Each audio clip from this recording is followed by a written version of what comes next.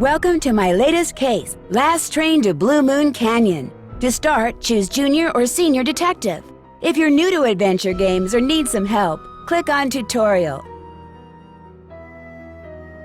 Dear Hannah, here I am at the railroad station along with a handful of other detectives about to board a train bound for who knows where. The only person who knows where we're going is Lori Gerard. That's the young woman who invited everyone. Actually, she didn't really invite me. She invited Frank and Joe Hardy, and they invited me. And I've always wanted to join forces with the Hardy Boys. I just hope this doesn't turn out to be another one of Lori's silly attempts to grab publicity. Some people can be a little too rich and a little too famous for their own good. All aboard! Wish me luck. Love, Nancy. Well, people, now that our little orientation tour is over, let's get started. Okay, I, again, am Lori Gerard, and the first thing I want to do is thank you all for coming. John Gray, I am so thrilled that you're taking time out from that TV show of yours to do some ghost hunting here with us. I mean, Ghost Chasers is like the best cable show ever. And Charlena Purcell, I cannot tell you how much I adore those romance novels you write. Your characters just seem so real. And all that stuff you know about the Old West, you are just awesome. And Tino Balducci, only the most famous police detective in the country. And then there's Frank and Joe Hardy. They're amateur detectives. My dad and their dad are old friends. And you must be the other amateur detective, their friend, Natalie? Nancy Drew? Whatever. All right, I'll bet you're wondering where we're going. Well, we're going to Copper Gorge, Colorado. Why? To solve the mystery of what happened to Jake Hurley, the man who originally owned this train. Because see, one day in 1903, this train was found in a place called Blue Moon Canyon, which was out in the middle of the Nevada desert. Only the engineer was on board, and he was dead.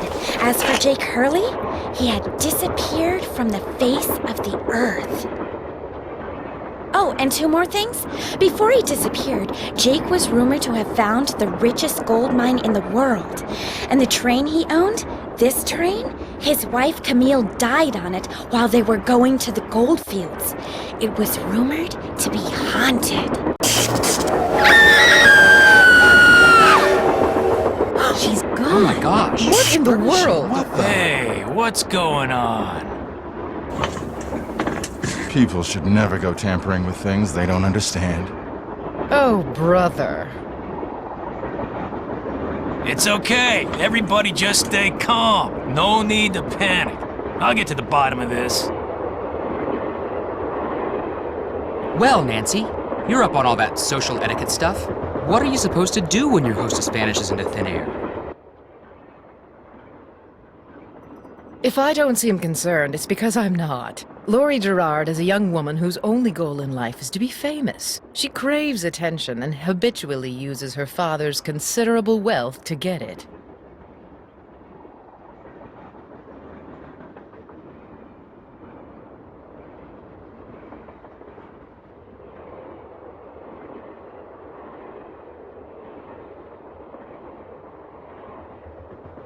How well do you know her? I don't really know her, I just know of her. The only reason I accepted her invitation was because I've come across the name Jake Hurley several times in my research, and this seemed like a good opportunity to learn more about him. What was your name again? Nancy Drew. You and I have actually met. Sort of. I called you not too long ago when I was at Shadow Ranch. You gave me some information about Dirk Valentine. Ah, Nancy Drew. You remember me? No.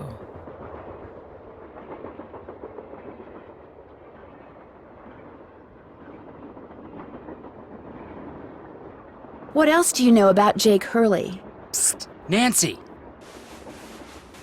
Come here! Excuse me for a second. I think you better talk to those two friends of yours before you talk to me.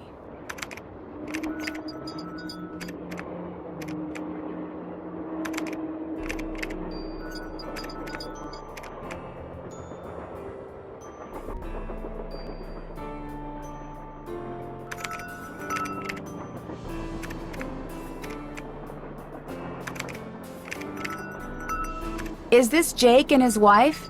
Yes. From what I've read, Camille loved to sing and dance, even in death, apparently.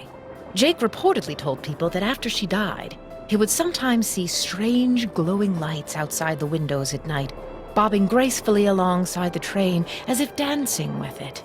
He said he found the sight very comforting. I suspect normal people would have found it terrifying.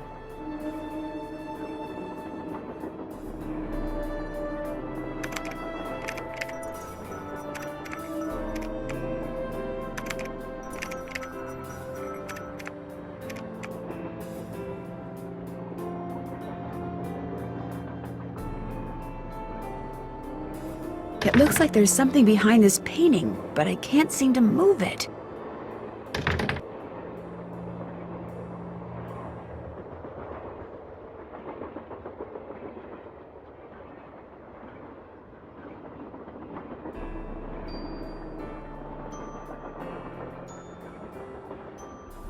Hey, Nance. Where have you two been? I followed Tino Balducci. And I went after John Gray. He went straight to the room in the car that used to be Camille's and didn't come out again. I could hear all these weird noises coming from inside.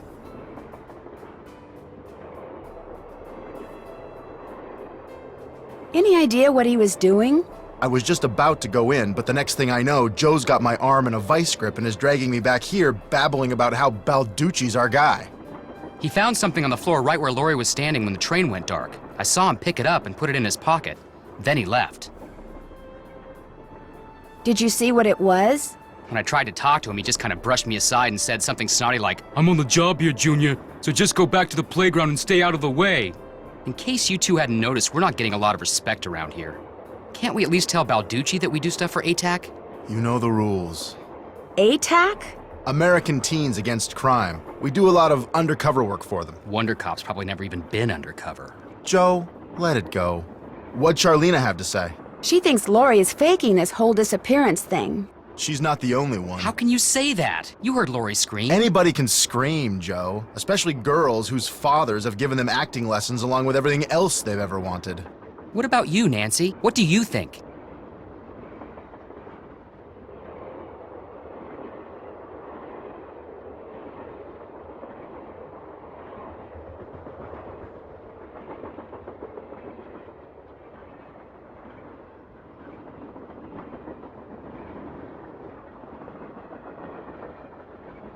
I kind of agree with Frank. You've got to be kidding.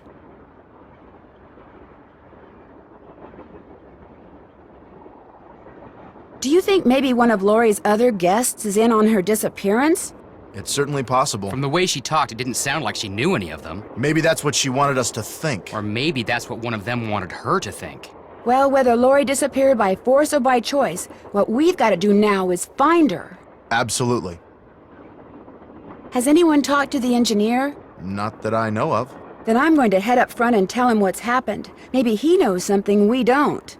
Good idea. In the meantime, we'll take another look around in here. Great. Catch you later.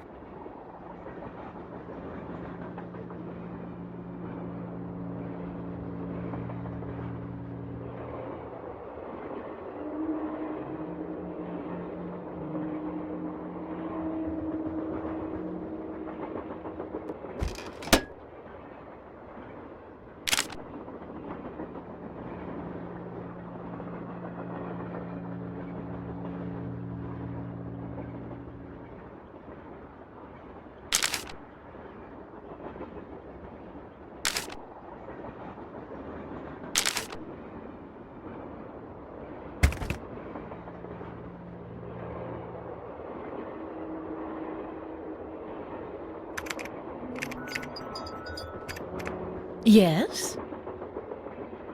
What are you working on? I'm writing my next book. I'm on a deadline, so until I write those two most wonderful of all three-letter words, the end, everywhere I go, my laptop goes, and every chance I get, I write.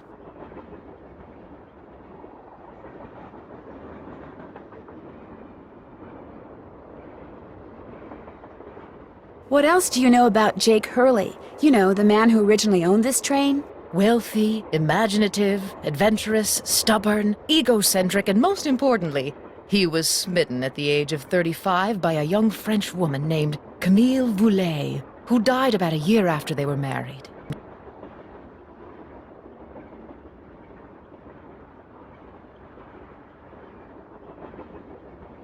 Where was he from? East Coast, Philadelphia, I think. His parents were British aristocrats. Sometime in the 1870s, he decided to seek his fortune out west, so he had this train custom built so that he, and some years later his wife, could traverse the mountains and plains in relative comfort.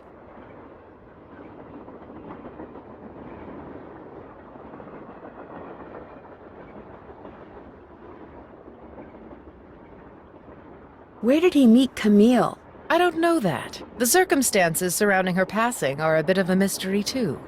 All anyone knows for sure is that years after Camille's death, he showed up in Denver with a pouch full of gold nuggets and semi-precious stones, which he used to purchase mining supplies. He refused to say how he'd come by them, which of course led to speculation that he had found a fantastically rich vein somewhere, although to this day, its existence remains unsubstantiated and its location quite unknown. Why do you think Lori invited you on this trip? No doubt because I'm such an authority on life in the Old West, and because I'm so good at using old information to unearth new information. My knack for research is, well, it's a gift. Well, I'll let you go. Let me know if you run across anything juicy.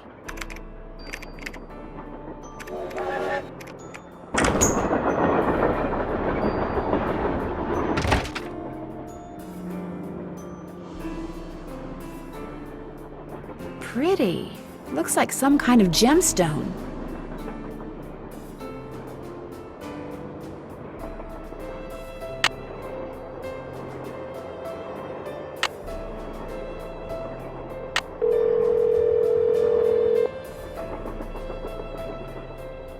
Hello? Hi, Bess. George, get over here. It's Nancy. It's about time you called. What's up? What's up? You're the one who's on the train with a bunch of famous people. You tell us. This is torture, Nancy. I'm dying of curiosity here. Bess, just calm down. Oh, like you're not just as curious as I am. She's been begging me to call you ever since she got here. Only because you've been driving me crazy. I'm supposed to be helping her paint her room, but every other brushstroke, she's like, where do you think she is now? How do you think the Hardy Boys are doing? Why do you think she hasn't called? What do you think Lori Gerard is wearing? Oh, George, that is so not true. I could care less what Lori Gerard is wearing. So come on, Nancy. You're on a train full of famous people bound for who knows where. So dish already, would ya? Bess, calm down. Look what you did. You got paint in my hair. I'm sorry. You know, actually, that looks kind of cool. Nice try, Bess. No, really. You're just saying that because you're afraid I'll bail and you'll wind up having to paint this dump all by yourself. George, I kid you not. You should seriously think about doing some major highlights in that color. What color is it? Adobe beige. Nice try, Bess. What's going on, Nan?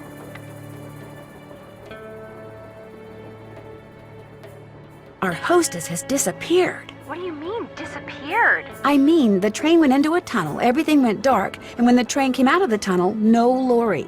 She just disappeared. Publicity stunt. My thoughts exactly. Remember the time she was allegedly kidnapped from her Vegas hotel room? Yeah, the guy across the hall just happened to have a camera and got it all on tape. It made the evening news in practically every city in the country. And then there was her daring escape the next morning. Only it turns out she faked the whole thing. Of course, she claims her ex-boyfriend faked it to get back at her. She thought she was really being kidnapped. Like anybody believes that. Sounds to me like somebody has been spending a lot of time reading the tabloids. George has. Very funny. So what else is going on?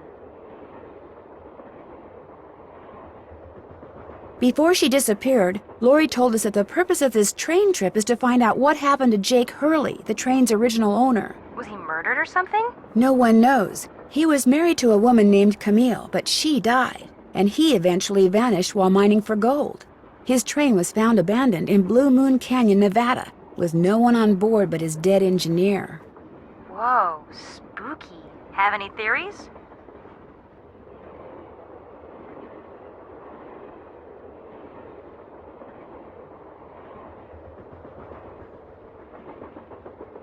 Not yet, but the train is also rumored to be haunted by his dead wife.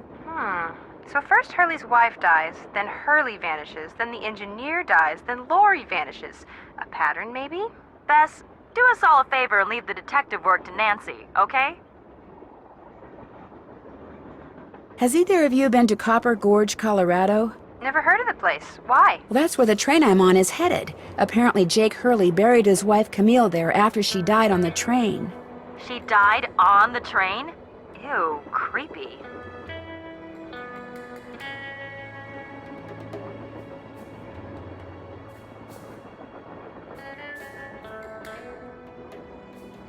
Jake used to see strange lights at night bobbing alongside the train and thought it was Camille dancing. Super creepy. Yeah, I just got goosebumps. Which is hard when you're practically covered in paint. I better go. Okay. Well, George, back to work.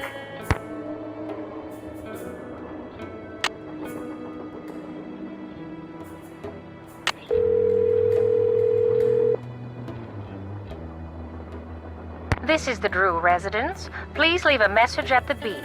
I don't need to talk to anyone at home.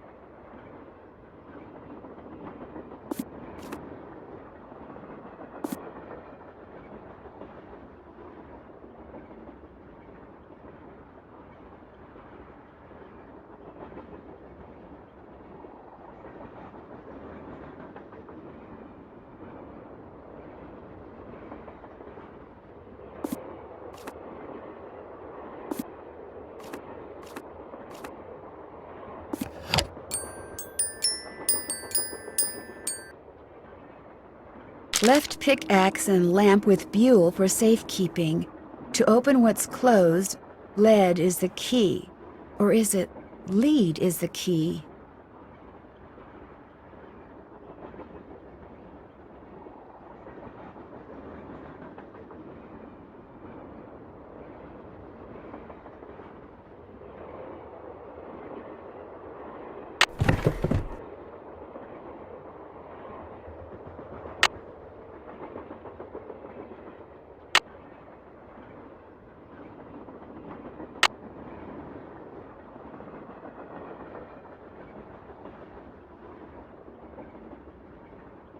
This must have been the sleeping car.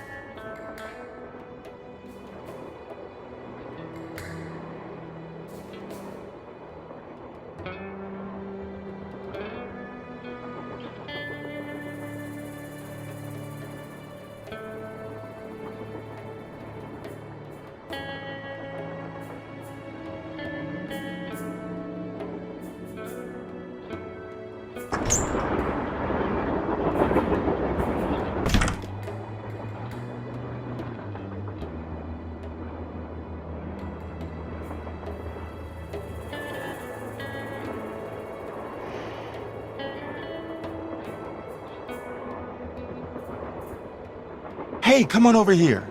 Hi, you're that Nancy person. How you doing? John Gray. It's a pleasure to meet you. I've seen your TV show. Then I don't have to explain what I'm doing.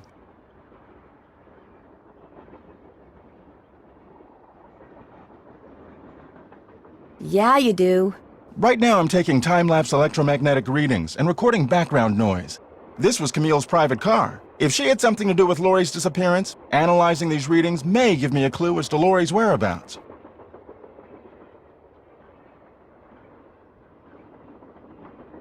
Are you saying that Camille's ghost kidnapped Lori?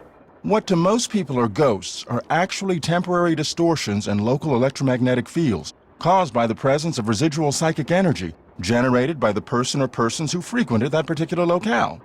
That's my working theory, at least. That's very interesting. It's all very scientific. But the fact is, Lori's missing, and I for one am doing everything in my power to find her. The vibes I'm getting make me think she could be in serious trouble.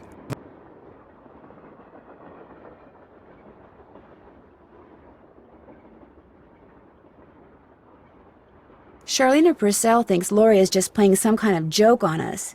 Charlena Purcell writes romance novels. End of comment. What do you think of Tino Balducci? I kind of feel sorry for the guy. After catching those bank robbers, he can't just be a good cop anymore. He's got to be a great cop. Tough to perform under that kind of pressure. Is Lori a friend of yours? First time I met her was when I boarded this train with all the rest of you. I knew her by reputation, of course, like everyone else who reads the tabloids.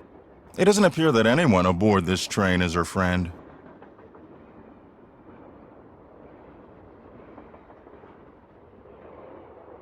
Maybe she doesn't have any friends. Wouldn't be surprised. Maybe you can be too rich after all. Thanks for the chat. Come back anytime.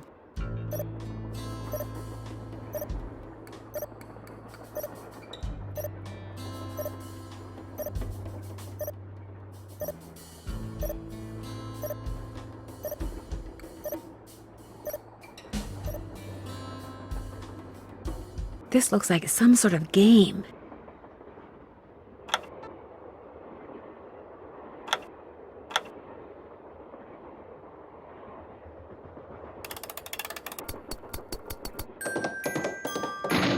Shoot!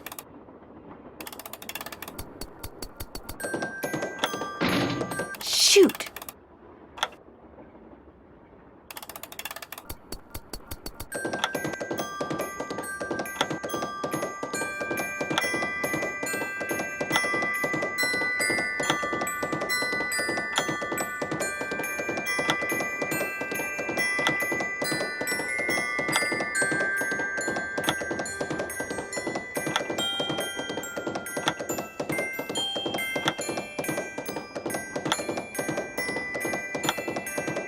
I did it! Wonder what's in here.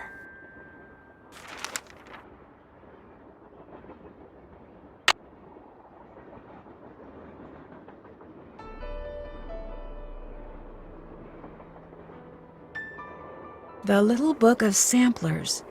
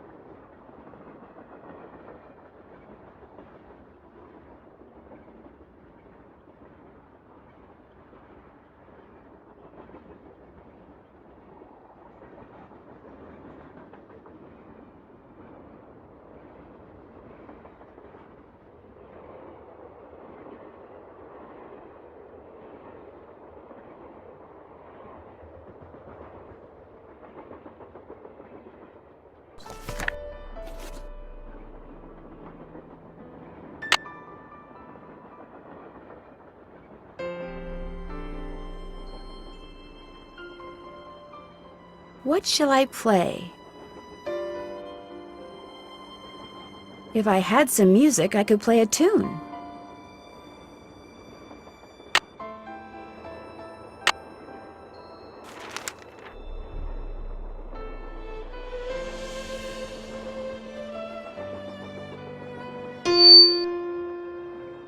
Don't do that, please!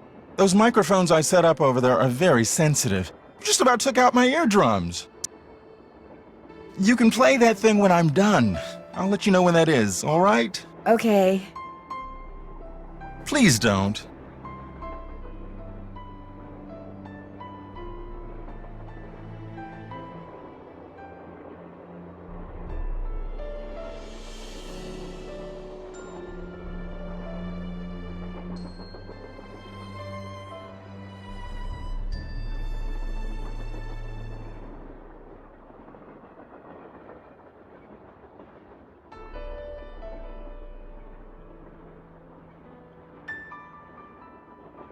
It's locked.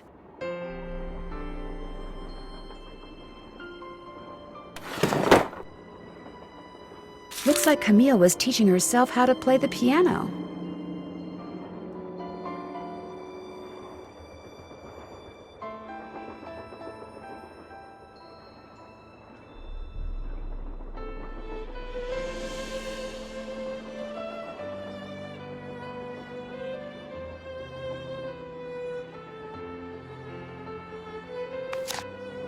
Thomasina O'Neill.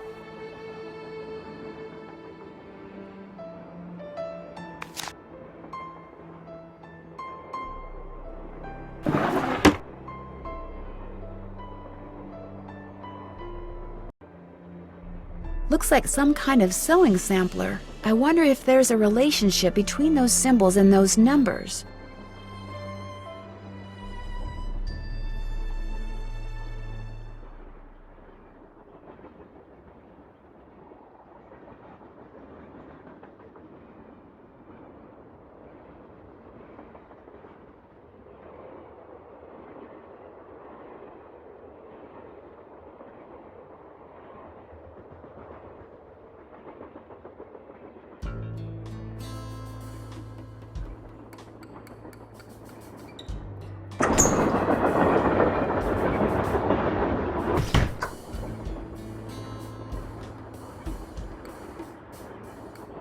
An old scale. Strange. It seems to be built into the wall.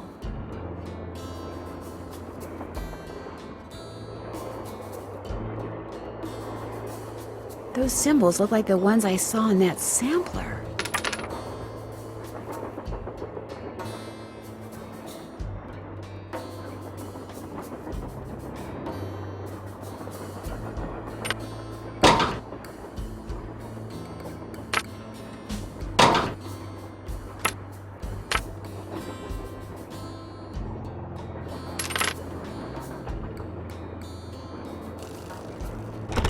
It's locked.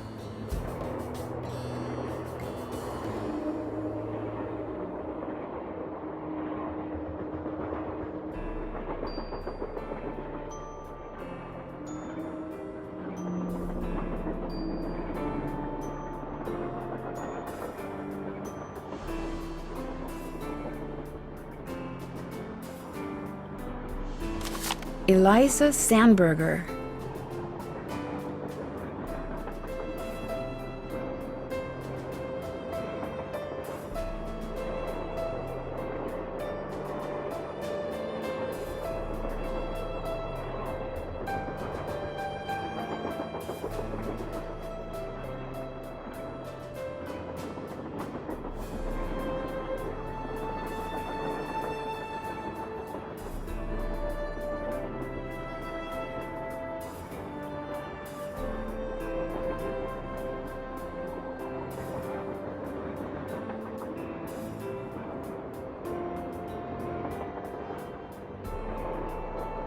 Hey, Nancy, right?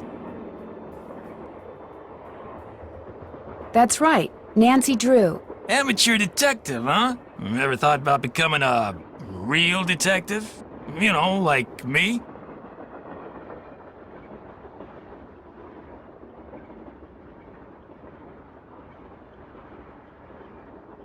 You mean become a police detective? No, I never have. It's a great job, you know. I love it. You, heard about those bank robberies I solved, right?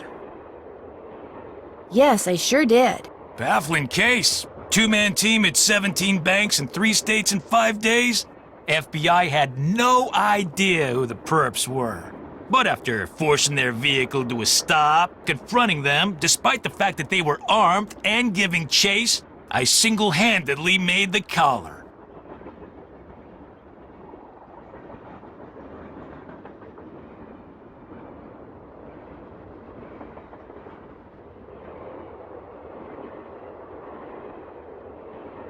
I heard all they had was a plastic knife from a carry-out chicken place.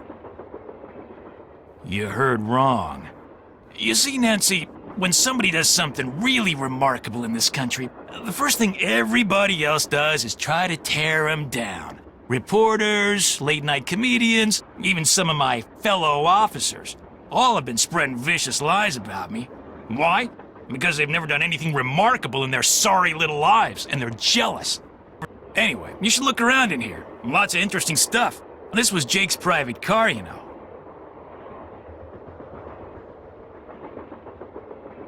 I understand that you found something on the floor in the dining car. Yeah, at first I thought it was an old coin, but it turned out to be some kind of slug.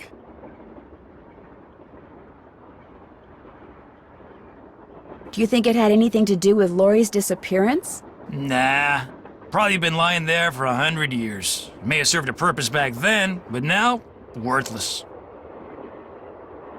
May I see it?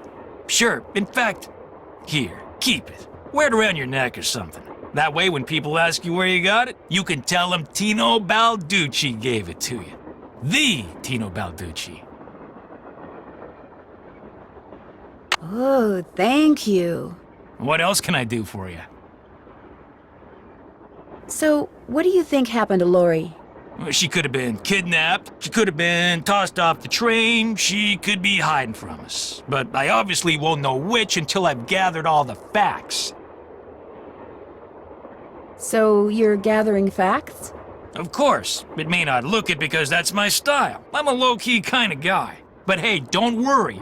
I'll know the facts when I know the facts. The truth can't be rushed, you know. Have you had a chance to talk to Charlena Purcell? Now, why would I want to do a thing like that? You don't like her? I can't stand those sappy books she writes. And seeing as I said as much during an interview on national TV once, it's a pretty safe bet she doesn't like me. Have you talked to John Gray? The ghost guy? Total quack. Only reason I talked to him would be to arrest him for fraud. Hope I didn't take up too much of your time. Anything for a fellow detective.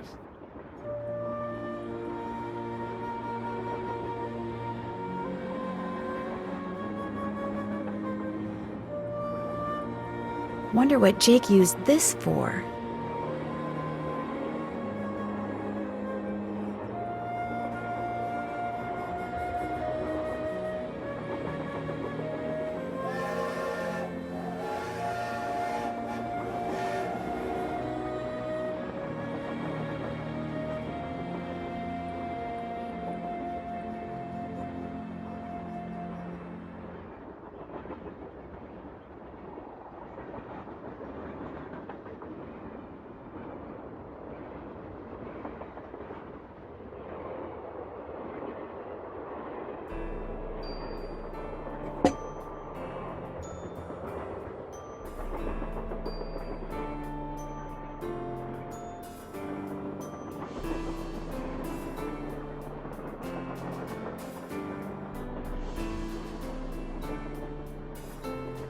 Camille with Hager Anderson and Chantilly Hildegard.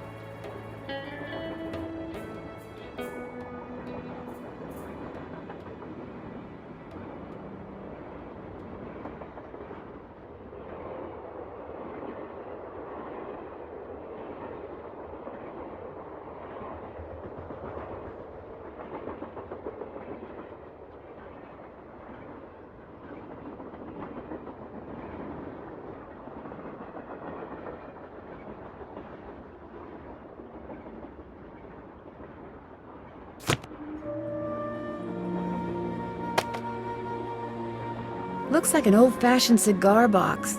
Wonder why it's locked.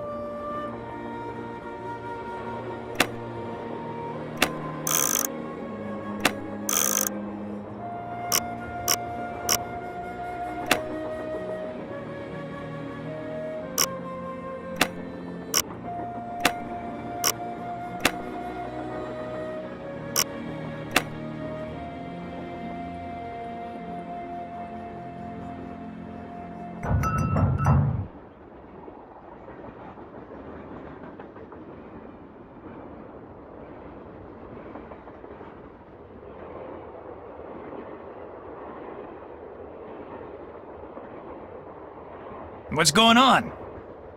Hope I didn't take up too much of your time. Anything for a fellow detective.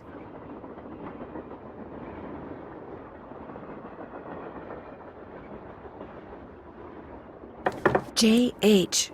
For Jake Hurley, obviously. Must be Jake's insignia.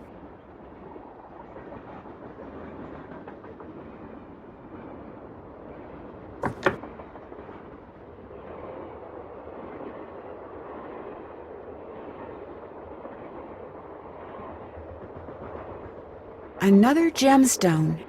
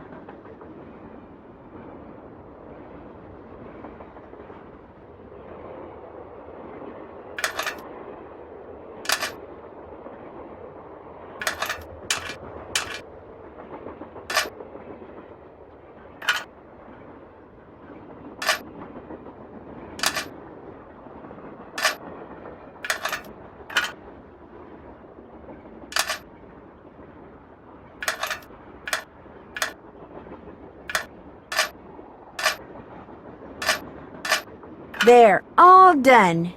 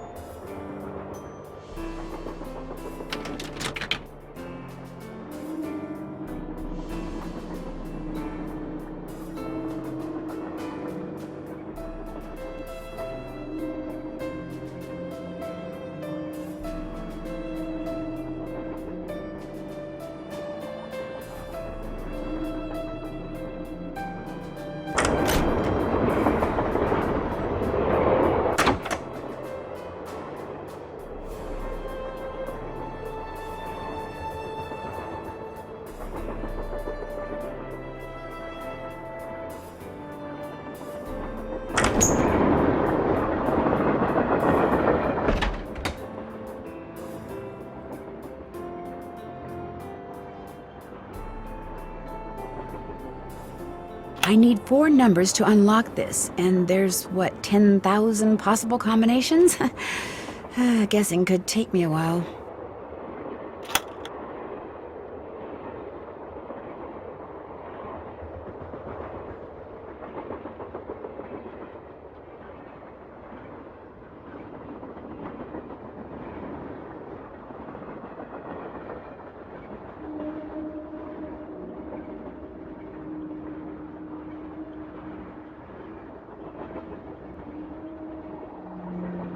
Better not mess with that puppy.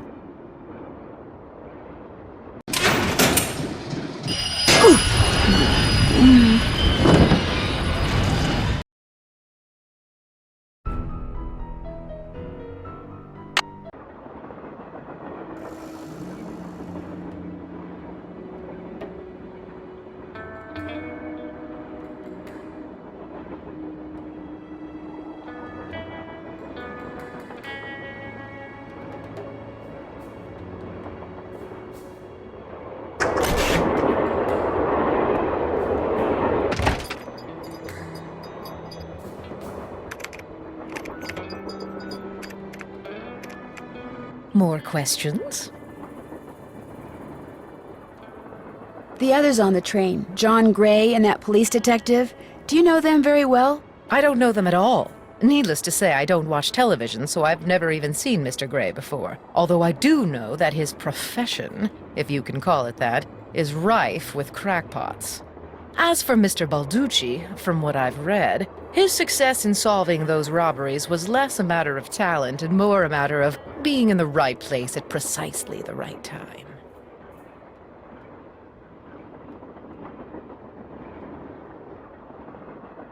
In other words, you don't think he deserves all the attention he's getting? No.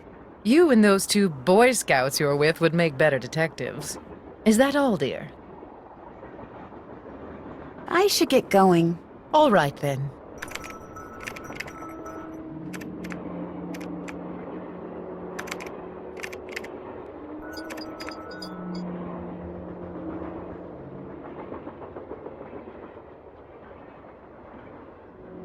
What have you got? See you soon. You better.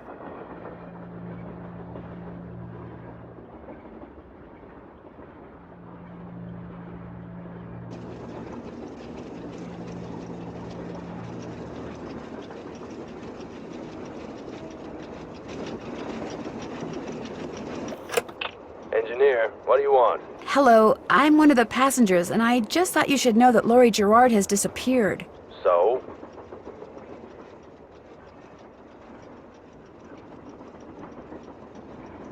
Did you know she was going to disappear? Hey, all I know is I take orders from Miss Gerard, okay? Right now my orders are to get this train to Copper Gorge non-stop. And until Miss Gerard tells me otherwise, that's what I'm gonna do.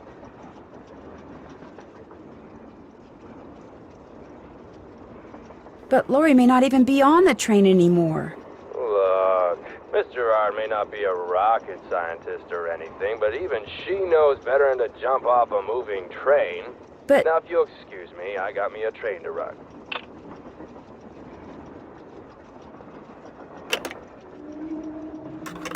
Engineer. Hi. Is this Miss Gerard? No, my name's Nancy Drew. Too bad. I'm busy up here, now quit bothering me. I'm busy up here, now quit bothering me.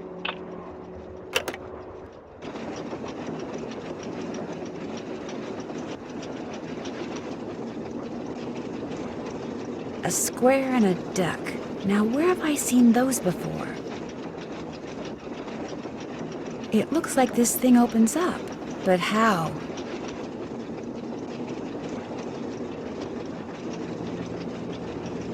Looks like some sort of steam valve.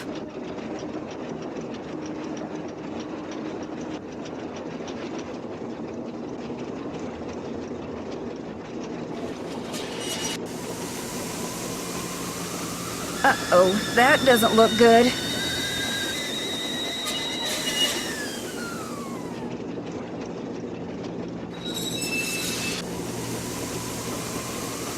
Uh-oh, that doesn't look good.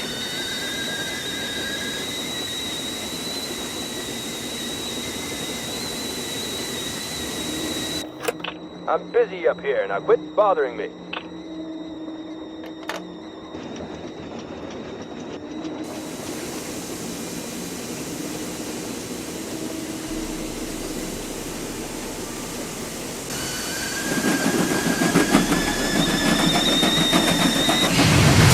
Oops.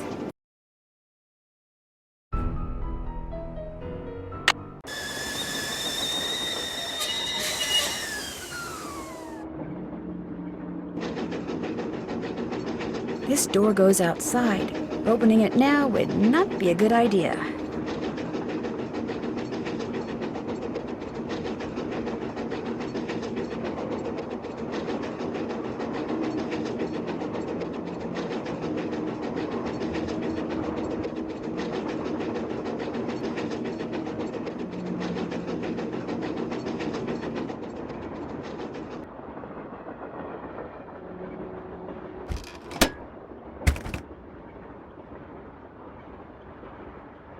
An eagle. Where else have I seen an eagle?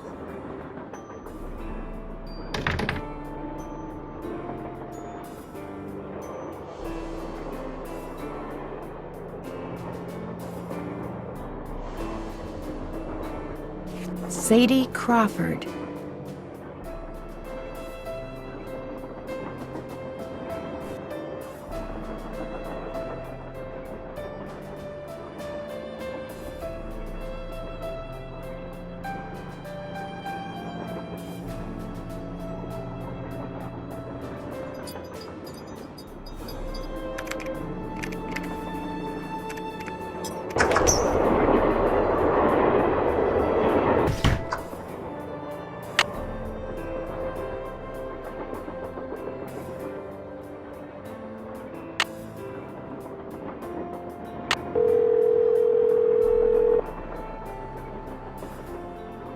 Hello? Hi, Beth. Hey, what's going on? Catch you later. We'll be right here. Yeah, washing the paint out of our hair.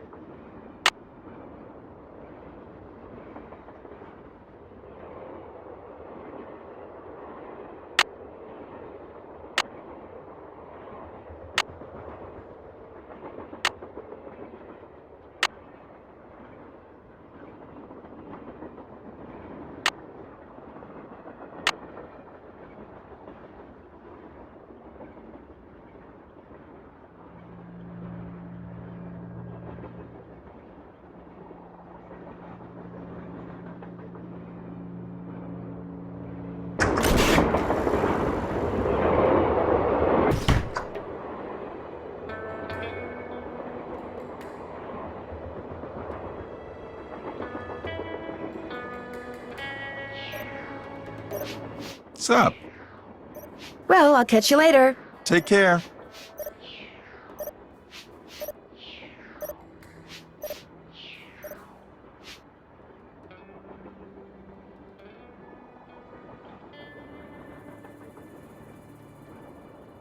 I wonder what's under here, and what the deal is with those weird-looking bolts.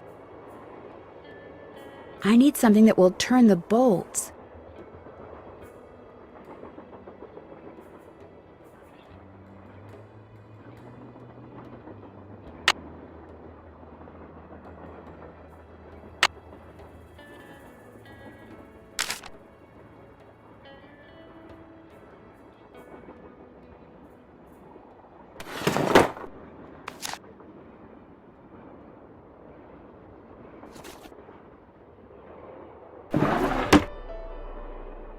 It's locked.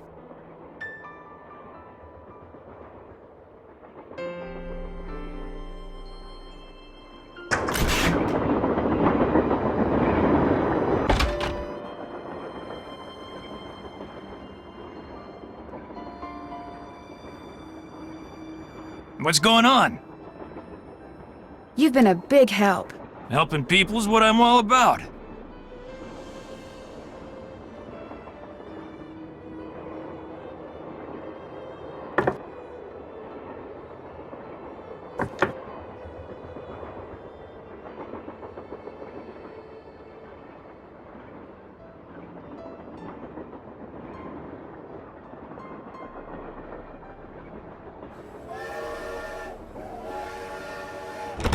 It's locked.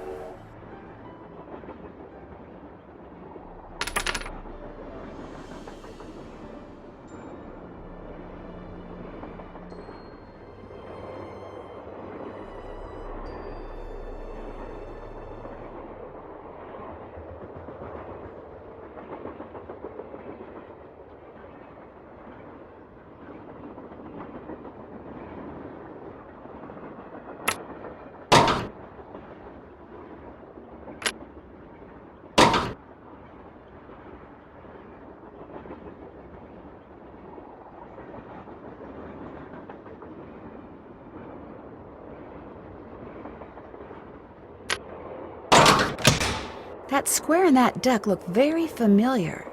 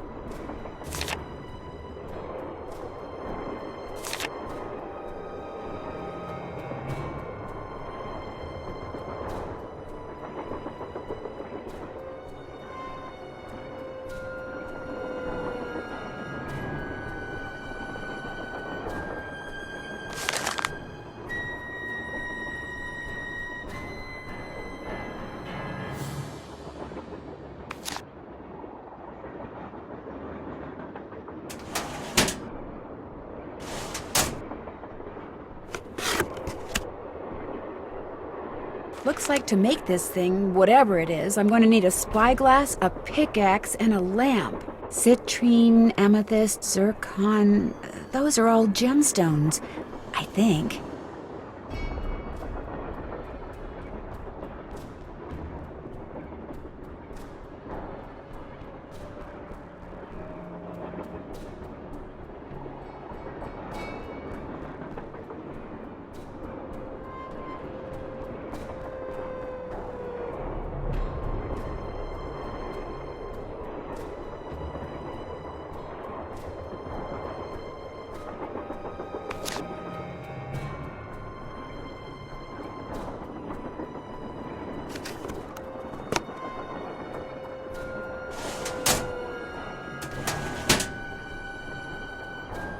Silver. What do all those colors have to do with silver?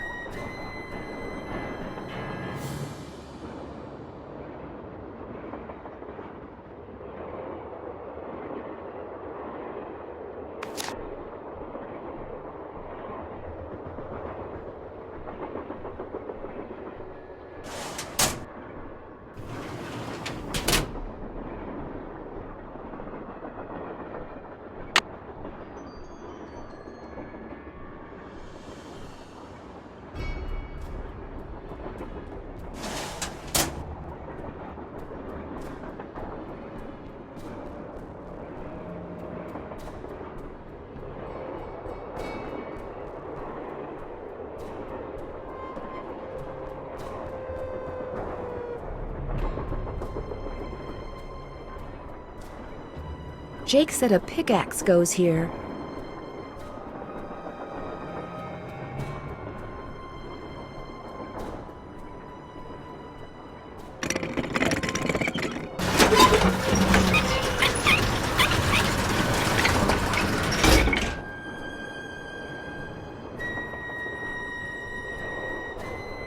need a lamp. Jake said a spyglass goes here.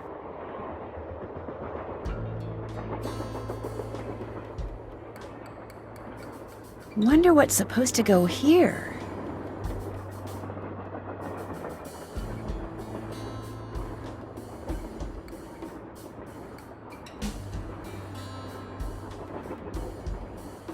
Looks like I need to enter 8 letters into this thing. The question is, which 8 letters?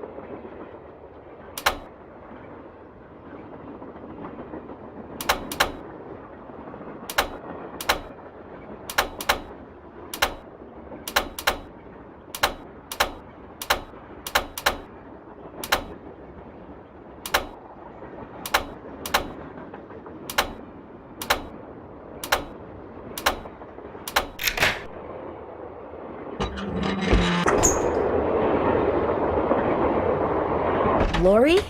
Oh my gosh! I never thought you'd be the one to find me. No offense. Nadine? Nancy. Nancy Drew. Well, as you can see, I wasn't really spirited away by ghosts or anything. That bookshelf in the dining car, you step on this thing in the floor in there, and it slides open. I practiced disappearing for weeks.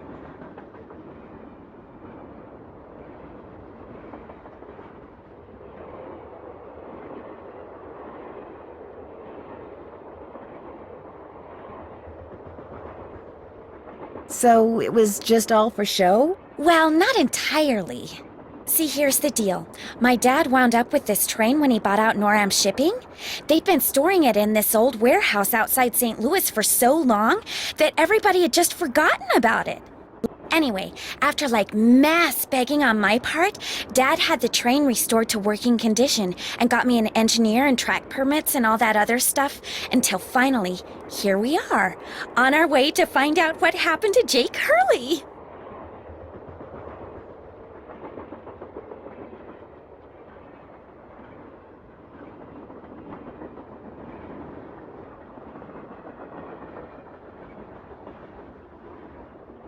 Why do you need a train to find out what happened to him? Well, see, I was one of the first people in 100 years to set foot on this train, okay? Everything was just the way it was when Jake disappeared. Except, I also found this. It's a letter that Jake wrote in 1901 to his niece back east. He was real paranoid about claim jumpers, which is why he never told anyone where his mine was. But he was also afraid something would happen to him and no one would ever know where it was. So he wrote this letter to his only living relative, Ruth Kensington.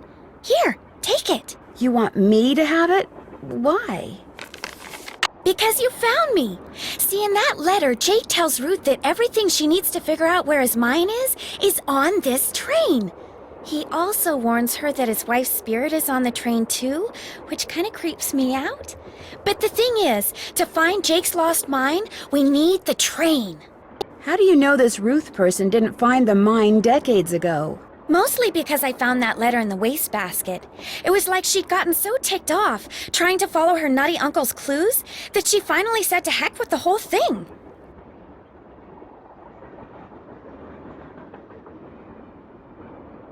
So you want me to try to figure out where the mine is? Uh-huh.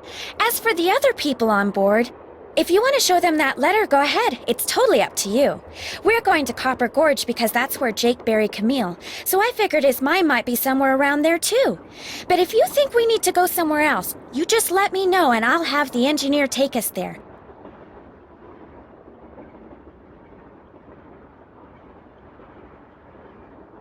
How come you didn't try to find the mine yourself? Maybe I did. Or maybe I just thought letting other people try to find it would be a good excuse to throw a party. I like parties. How well do you know your guests? Well, I don't know you or those Harvey guys at all. Hardy. Frank and Joe Hardy. Whatever. I didn't know John Gray before this either, but I love his show, and I figured he'd jump at the chance to investigate an honest-to-goodness haunted train, and now that someone has finally found me, I can finally go meet him for real. What about Tino Balducci? I met Tino right after he got famous for solving those robberies. Inviting him here for this was a no-brainer. I mean, what an awesome detective. And those piercing eyes of his, you just know his mind's in there going 90 miles an hour. How well do you know Charlena Purcell? I just know her from her books, which are so good. In fact, I just started reading her latest one, The Moon Tells No Lies. See, what I'd really like to do is write romance novels. Everybody who knows me says I'd be really good at it. In fact, a while back, I sent Charlena some ideas, you know, just to see what she thought. And? She hated them. Guess I better get to work. Keep me posted!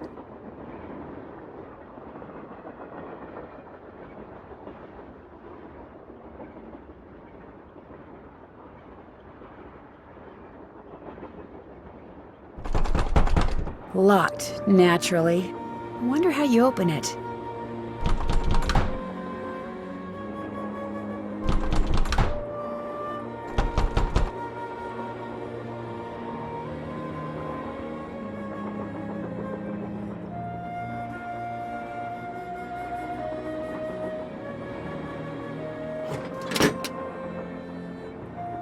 I bet I know what this is for.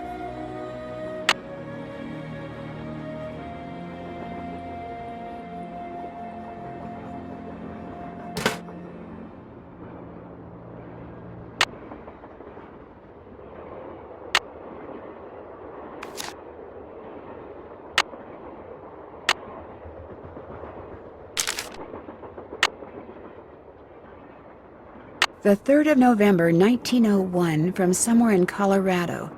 Dear Ruth, I know that we've never met, but now that your father, my estranged brother, is gone, you are my only living relative. I am writing to you to tell you about my mine before I, too, depart this earth, and its location is lost forever. I cannot tell you outright where it is, lest this epistle fall into the wrong hands, but with the information which follows, and with my train, which shall be yours upon my death, I promise that you'll be able to find it. First, you will need a map. To obtain it, know that my travels have taken me all over this great country, to towns which can be difficult to find, to Calico, Silverado, and Central City, to Dodge City, Virginia City, and Tombstone. To locate the mine on the map, you'll need my projector. When it comes to placing the stones, you'll need to ask someone who holds a warm place in my heart. I have stored his name accordingly, but to retrieve his name, you'll have to give the dolls an order. This will require looking inside Camille's dancing shoes for the name of their maker, and wearing the shoes as you perform her favorite step on the dance floor. As for my beloved Camille, she has 4 words for you, words which, when translated into numbers and used in combination, will help power my projector. But alas, she's taken them with her to her grave. So go to Copper Gorge, Colorado, and pay your respects, and let some of her goodness rub off on you. I promised Camille that this train would always be her home. In return, she promised to never leave, and indeed she never has. People say I'm crazy, but I've seen her and heard her and feel her presence on the train even today, 20 years after her untimely death. So above all else, my dear niece, let nothing happen to my train. It holds wonderful things. Kindest regards, Jake Hurley.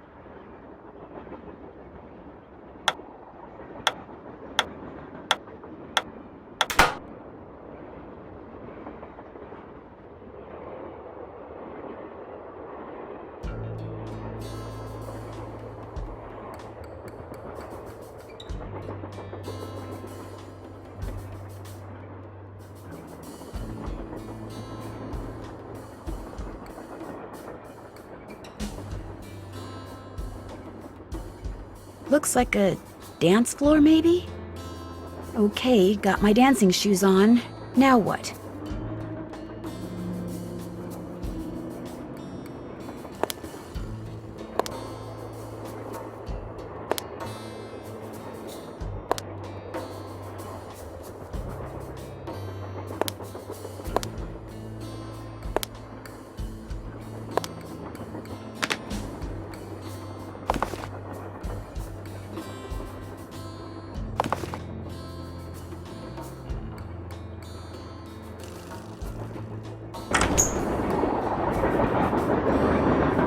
That must be the projector Jake mentioned in his letter to Ruth.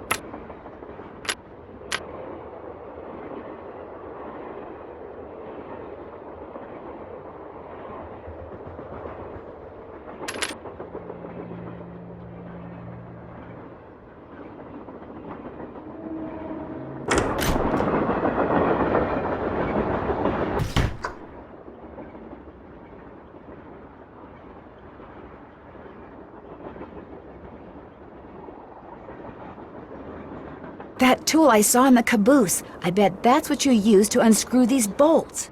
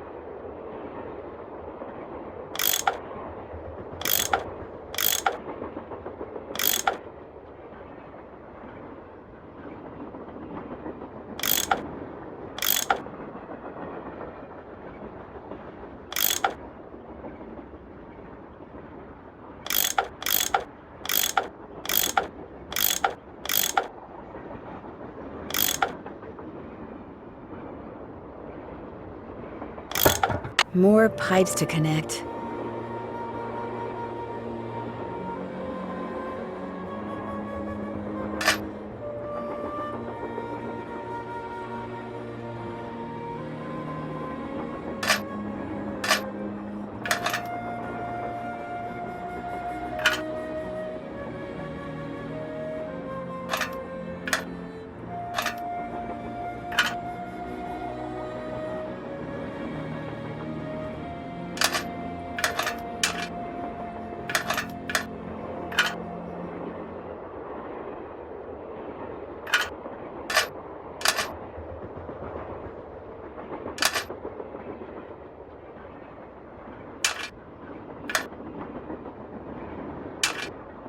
Here we go.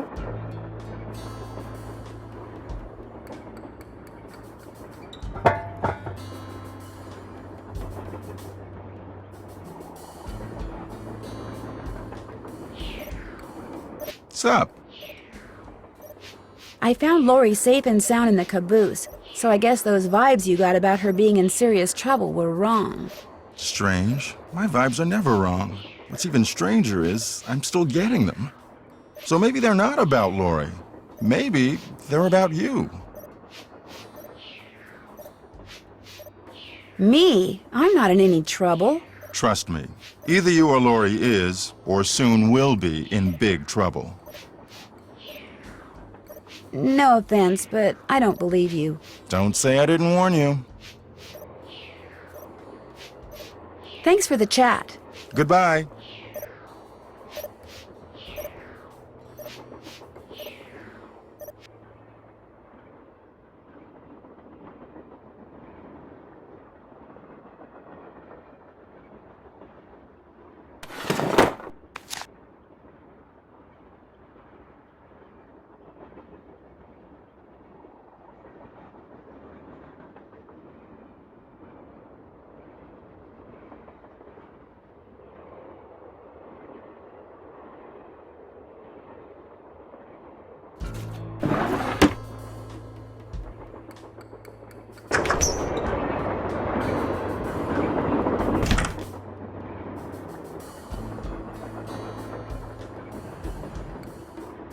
Well, it's the little lady detective. What do you need? I found Lori. She was hiding in the caboose. Oh, yeah?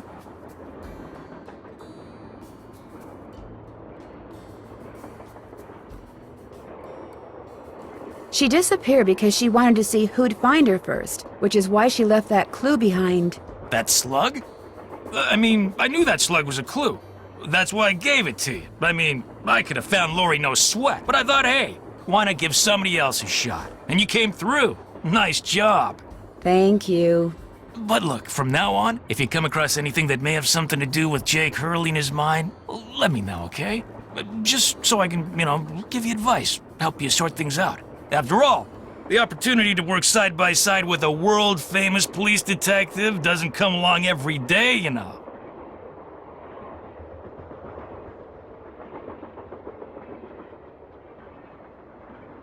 How did you and Lori meet? We met at a party in New York. Nice girl. Not a lot upstairs, but nice girl. Did you two go out? Nope, no, never went out. No. What do you think happened to Jake Hurley? He probably died trying to work that mine of his all by himself. But I'll let you in on a secret. I'm onto something that could crack this case wide open. What did you find? Sorry, can't go into detail. Let's just say that thanks to yours truly, what happened to Jake Hurley won't be a mystery much longer. You've been a big help. Anything for a fellow detective.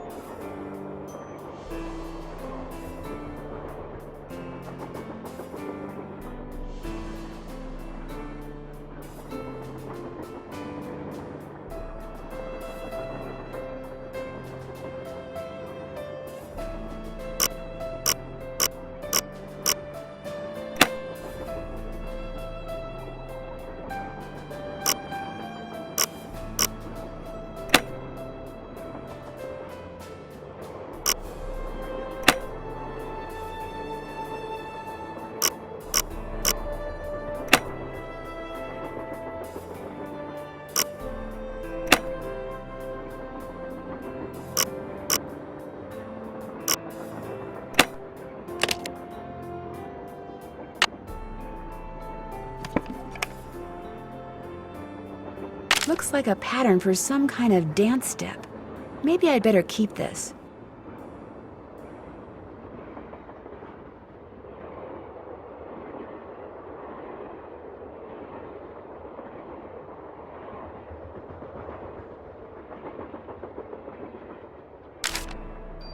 Wilson carbide and acetylene works.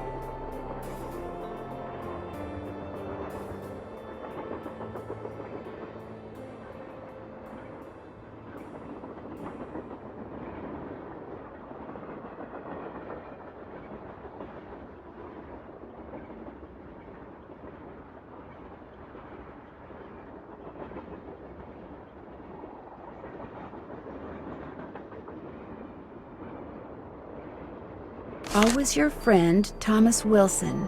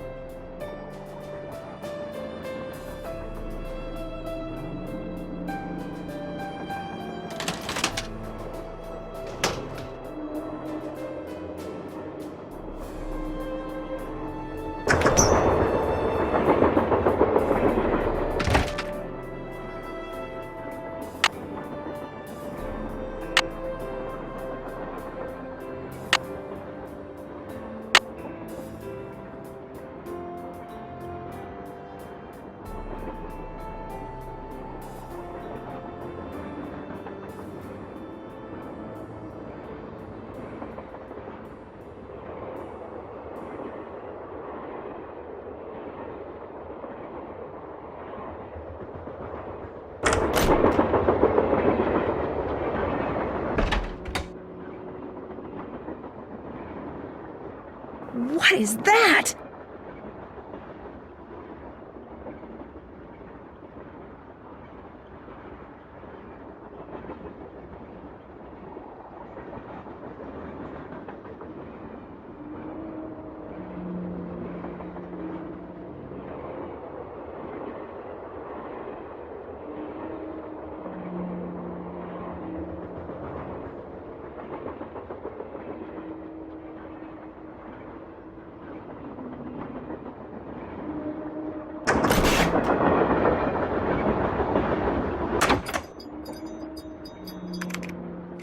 Yes?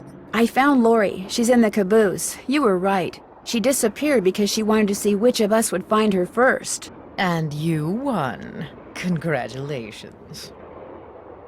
Did you know that Lori wants to be a romance novelist? Doesn't everyone? Have you discussed any of her ideas with her? No. Could we please talk about something a little more pleasant? I'll let you get back to your writing. All right, then. Hey, Nancy, What's with the Cheshire Cat grin? you found Lori. Yep, she's holed up in the caboose, and as a reward for finding her, she let me have this. It's a letter from Jake to his niece in which he leaves clues telling her how to find his mine. Only the clues are extremely obtuse. You found Lori, you got the letter with all the clues. Guess you don't need us anymore. Oh, Joe, quit pouting. Want any help? Are you kidding? You bet I do. Now you're talking.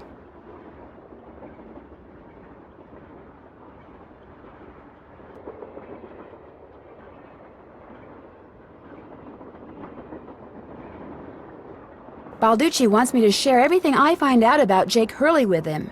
I'll bet he does. He just doesn't want you to show him up again. Yeah, he wants you to do all the legwork so at the last minute, bam, he can swoop in and grab all the credit. I wouldn't tell him a thing, Nance. Unless it's to get lost.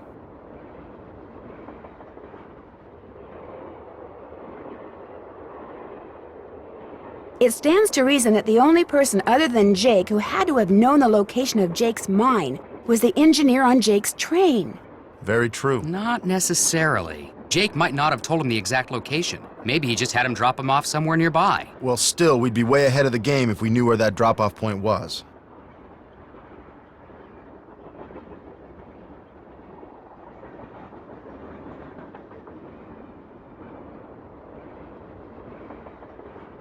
It would be nice to know his name. The guy died more than 100 years ago. How are we supposed to find out his name? Maybe Charlena What's-Her-Face could tell us how to go about it. Good idea, Frank. I'll ask her. I found a diagram for some kind of contraption that Jake designed, but to operate it you need his pickaxe and some kind of lamp or lantern, which it looks like he gave to somebody named Buell. Buell? Joe, show her! Show her what? That old picture we found! Okay. We found this on the bookshelf. See? Buell's Supplies and Pawn Shop. That's gotta be the same Buell Jake gave his axe and lantern to. Yeah, 100 years ago. And the guy was a pawnbroker, Frank. The stuff's probably long gone. Or maybe it's still somewhere in Copper Gorge. Well, that's where we're headed, so let's just hope for the best. Right. See you later. You better.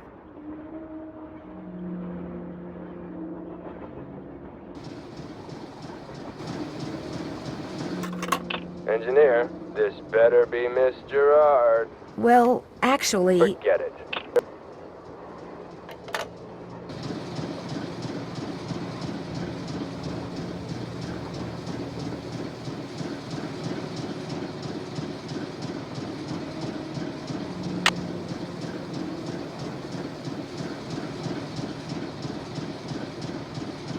Can't go outside until the train stops.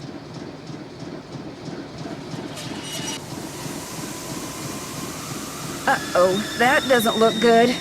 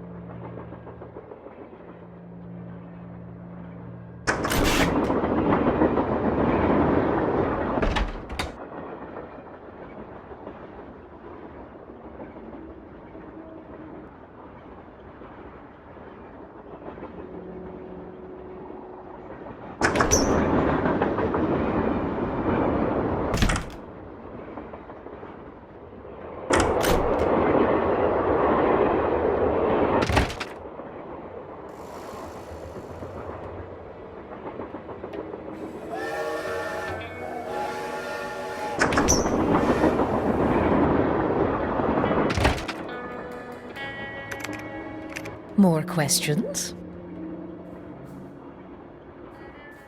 Would you like to see the letter that Lori gave me as a reward for finding her? The one in which Jake Hurley supposedly tells his niece how to find his lost mine? No, thank you. I happily leave it to you to try to solve the mystery of his disappearance. You can afford to look foolish, dear. I can't. How would I go about finding out the name of Jake's train engineer? If you're smart, you'd ask me. And because my work is going surprisingly well, during my next break, I'll log onto my archives at home and see what I can turn up. That'd be great, thank you. Whoever invented the cellular modem, that's whom you should thank, dear. Aren't you even going to try finding out what happened to Jake Hurley? No time. The only reason I haven't insisted that Lori release me from all this silliness is there's always the possibility that what happened to him has the makings of a bestseller, although I highly doubt it. Why are you so sure that Jake's story wouldn't make a bestseller? His story is an all too common one. A man wanders off into the desert in search of gold and never returns. Why? He either doesn't have enough food or water, or he encounters hostile natives.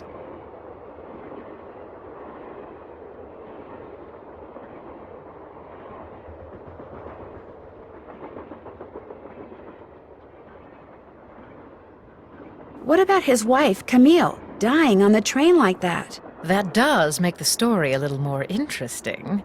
She probably died of something mundane like pneumonia or even measles. Now, if it was wintertime when she died, and they were in the mountains, Jake no doubt kept her body on the train for months before he buried her, which is rather delicious in a morbid sort of way.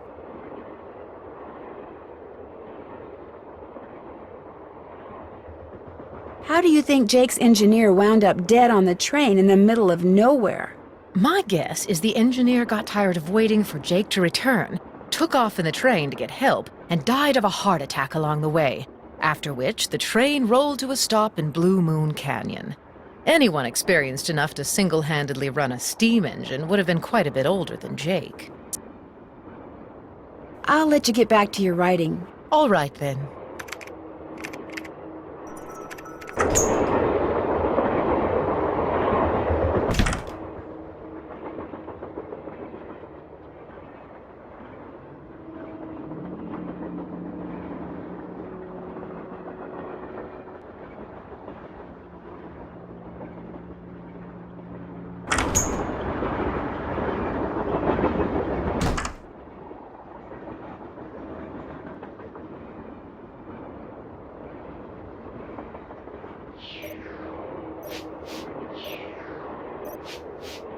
Sickly Sarah caught a germ so new, it made one of her pretty green eyes turn blue.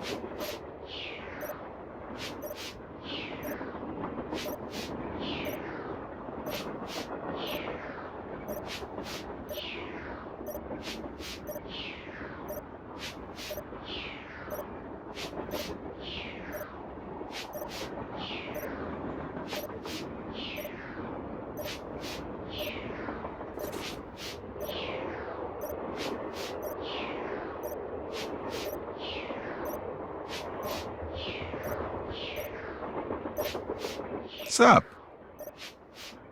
I saw a bunch of weird glowing lights outside the window of the sleeping car. Really? Actually, I'm not surprised. Charlena said Jake Hurley used to see them too, only he attributed them to his dead wife, Camille. They're probably some form of piezoelectricity. See, my guess is quartz crystals in the ground are being compressed as the train passes over them, and the resulting voltage, called piezoelectricity, is manifesting itself as glowing lights, probably because of some quirk in the train's shape or in the composition of the metals used in its construction. It was custom built, remember.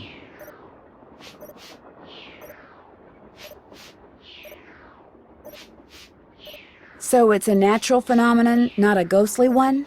Take it from me, old Mother Nature was capable of some pretty scary stuff. Thanks for the chat. Come back anytime.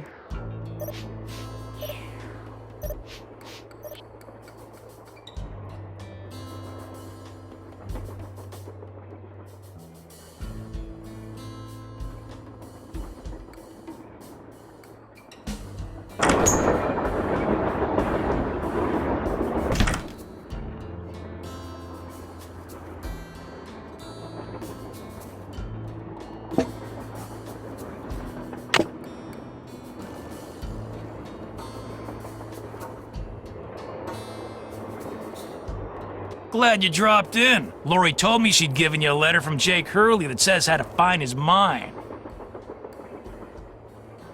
I didn't mention it before because it's very bizarre. Lori should have given that to me. I mean, I'm the trained professional around here. Let me take a look.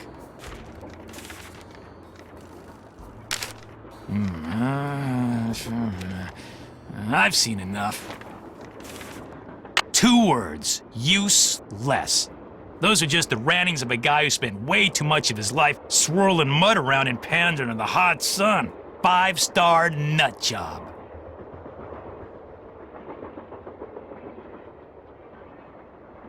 Lori says she found this letter in a wastebasket. Exactly where it belongs. You've been a big help. Helping people is what I'm all about.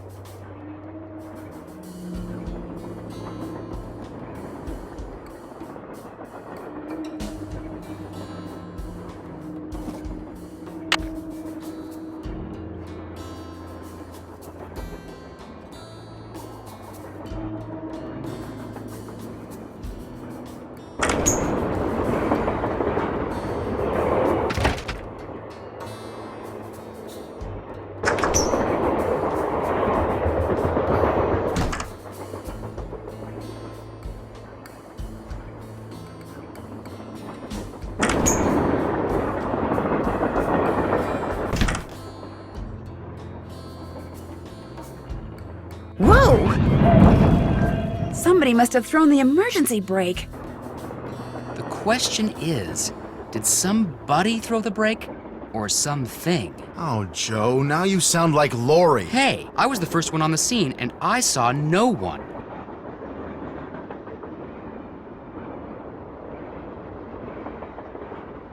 Who was the next person on the scene? John Gray. Then Balducci came bursting through one door while Frank and the engineer came through the other. Boy, was that guy ticked. He said the train could have derailed. He reset the brake, muttered a few choice words, then headed back to the engine just as you and Lori showed up. Everybody was there except Charlena. I don't think she left her laptop the whole time.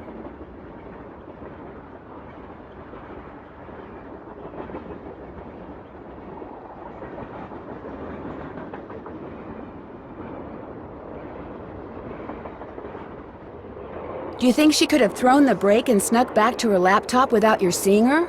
Not likely, but possible, I guess. The question is, why? What did she or anybody else stand to gain by stopping the train? Answer? Nothing. Which is why I think we should at least consider the possibility that something less human in nature may be at work here. Ah, Joe. I'm going to see if Balducci's done dusting for fingerprints. Catch you later. Back already? See you later. You better. Engineer, Hi, I'm Nancy Drew. I talked to you before, very briefly. you're not the one who pulled the emergency brake, are ya? No. Good. Because if you were, I'd have to come back there and throttle you. Old as this train is, it's a wonder it stayed on the tracks.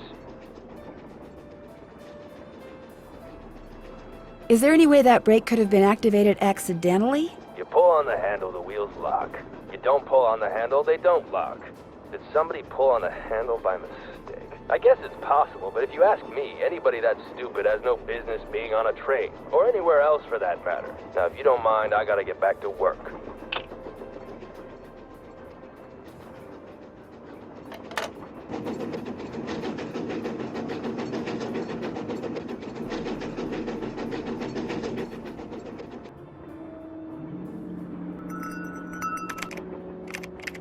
More questions? Do you have a theory as to who pulled the emergency brake? Well, I know it wasn't me. I assume it wasn't you, and I highly doubt it was Lori. So that leaves those two friends of yours, Mr. Gray and Mr. Balducci.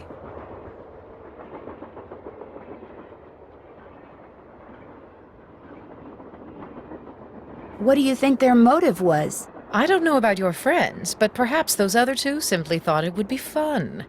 Boys will be boys. Were you able to find the name of Jake's train engineer? I came across 3 references to the fact that Jake had an engineer, but I'm afraid none of them included his name. I failed. Sorry. I'll touch bases with you later. Remember, if it's juicy, I want to know about it.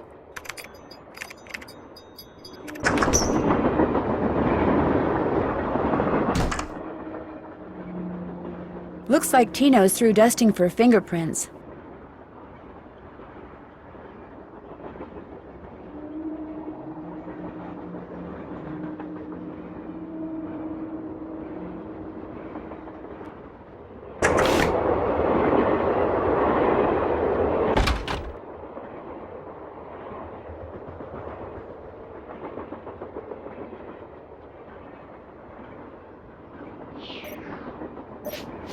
What's up? So are you making any progress in here? Oh yeah, not only am I getting some real unusual EMRs, that's electromagnetic readings, but take a look at this. You've got something? I set up a camera and took some time-lapse photos.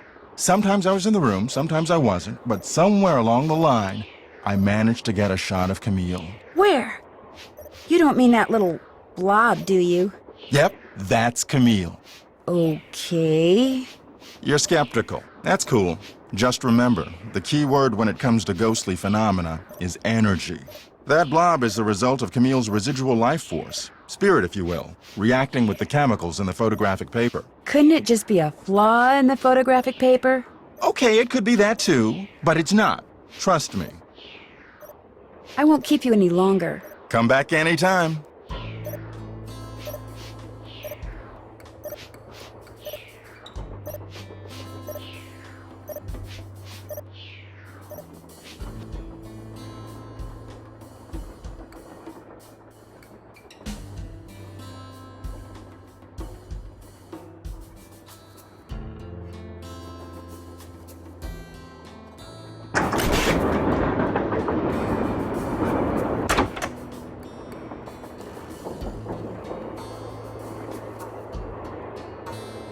What's going on?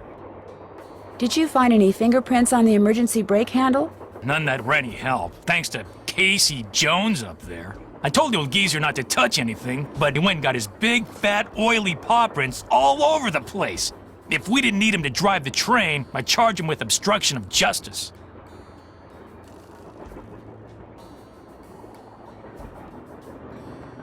Did you do anything else besides look for fingerprints? Of course. As a matter of fact, I found this.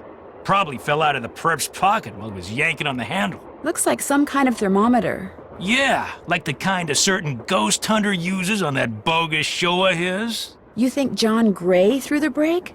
But why would he do that? Because they're thinking about axing his show, that's why. I checked with this buddy of mine in L.A. Gray's got to come up with something real big real soon, or he's toast. And you can't get much bigger than a train with a spooky past that's prone to strange accidents, now can you?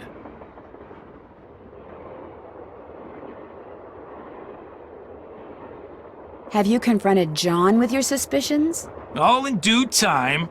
I always like to get my ducks in a row before I make an arrest. But couldn't someone else have dropped that thermometer? Please. Who's the top cop here, huh? Who's the world-famous detective? You? I know what I'm doing, sweetheart. John Gray wanted publicity. That's exactly what I'm gonna give him. Hope I didn't take up too much of your time. Not a problem.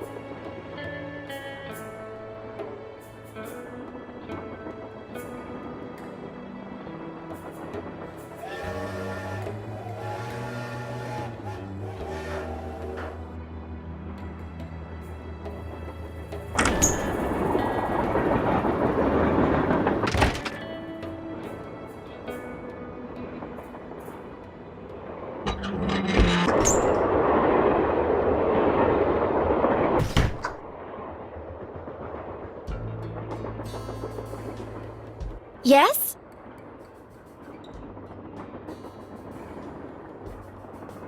I hear that Tino and you used to be an item. How did you know that? I'm a good detective, remember? We went out a couple of times, yeah. As for why we stopped going out, you'd have to ask him. Do you have any idea who threw the emergency brake? I know exactly who did it. You do? Well, who else could it be? Camille. None of us has any reason to stop the train but Camille. She doesn't want us to find Jake's mine, so she's going to do whatever she can to keep its location a secret. Did you see something? Well, no. But I'll tell you what. Your friend, that Jim Harley guy? Not Jim, Joe Hardy. Yeah, well, he thinks it's Camille too. He just doesn't have the guts to say so. Bye. As soon as you figure it out, let me know.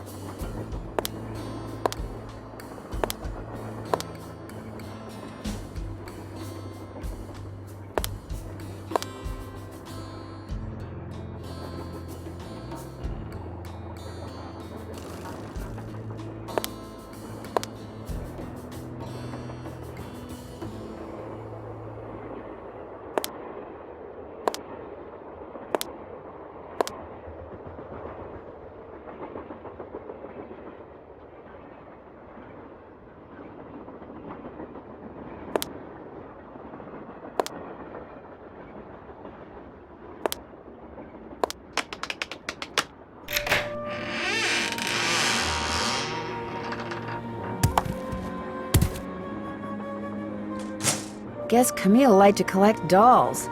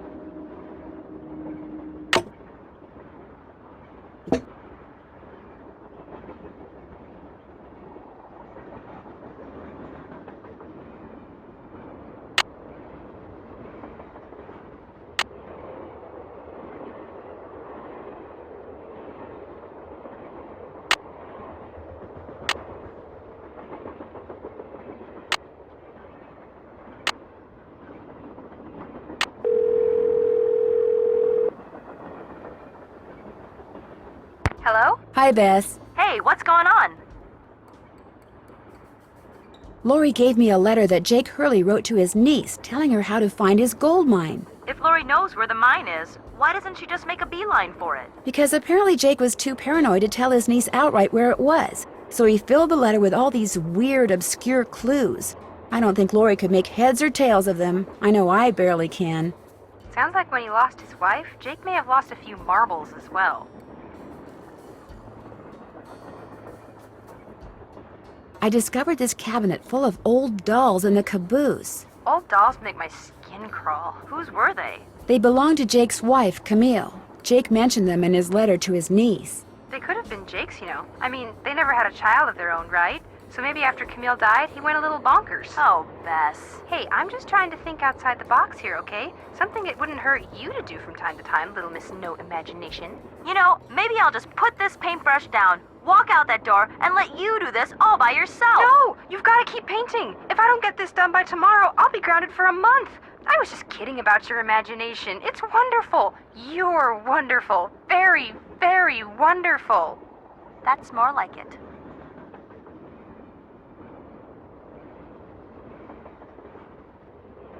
I'll talk to you guys later. Okay.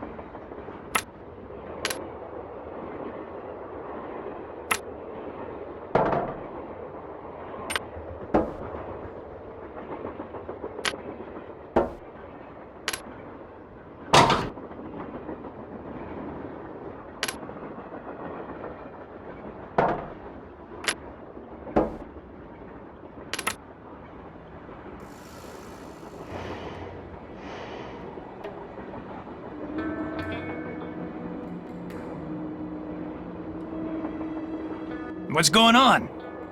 How come you told me you and Lori never went out, and she told me you did? Don't you ever stop asking questions? I'm a detective. You know how it is. I dumped her, okay? I'm not proud of what I did. I'm not happy about what I did, but it's done. It's over. Now let's drop it. If you didn't want to dump her, why did you? You are incredibly irritating, you know that? I dumped her because people said going out with her would make me look bad. Said she was a joke, that no one took her seriously. Said if I started hanging with her, no one would take me seriously. So I stopped calling.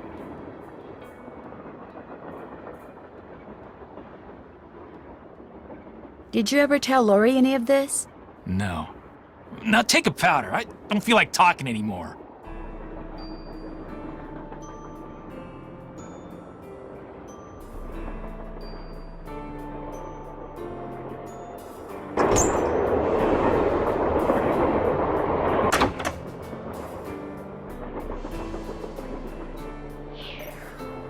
Hey, glad you stopped in.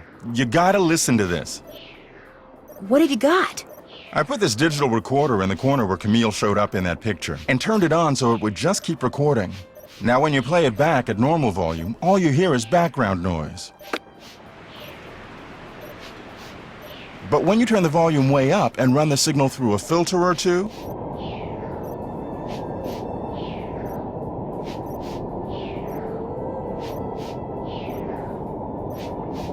hear that? I hear something. It kind of sounds like a woman singing. Not just any woman. Camille. So be careful what you say in here. She's listening. Are you by any chance missing a small digital thermometer? Yeah, as a matter of fact, I am. When I went through the box I'd packed them in, that one over there, I came up one short. I was hoping to set up at least 6 in here so I could check for cold spots. How did you know I was missing one? Because Tino Balducci found it by the emergency brake handle when he was dusting it for fingerprints, and now he thinks you're the one who pulled it. That's ridiculous. I didn't have any reason to pull the emergency brake.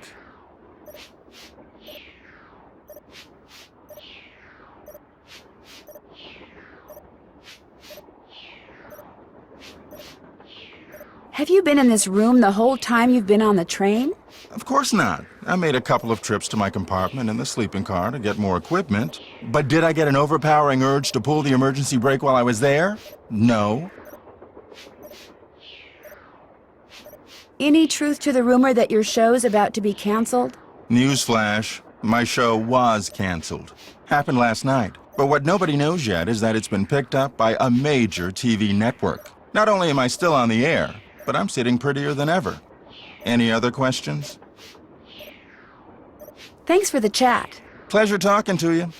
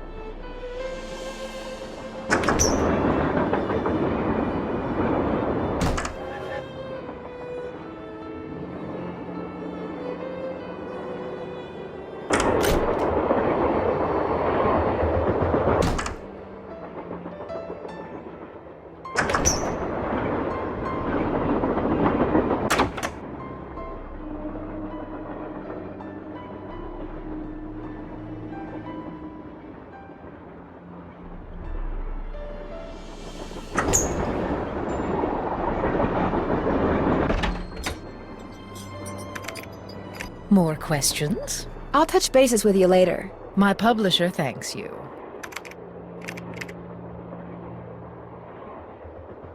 Nancy, you missed it! Missed what? The argument of the century! Joe, he's exaggerating. Aw, come on, you heard them! They were ready to tear each other to shreds! Who? Charlena and Lori! All we heard was the tail end of it, and unfortunately we really couldn't make out what they were saying. So you don't know what they were arguing about? No. But whatever it was, both of them were absolutely out of their minds, livid. And it would probably be a good idea to find out why. Let me look into it. I'll talk to you later, okay? You know where to find us.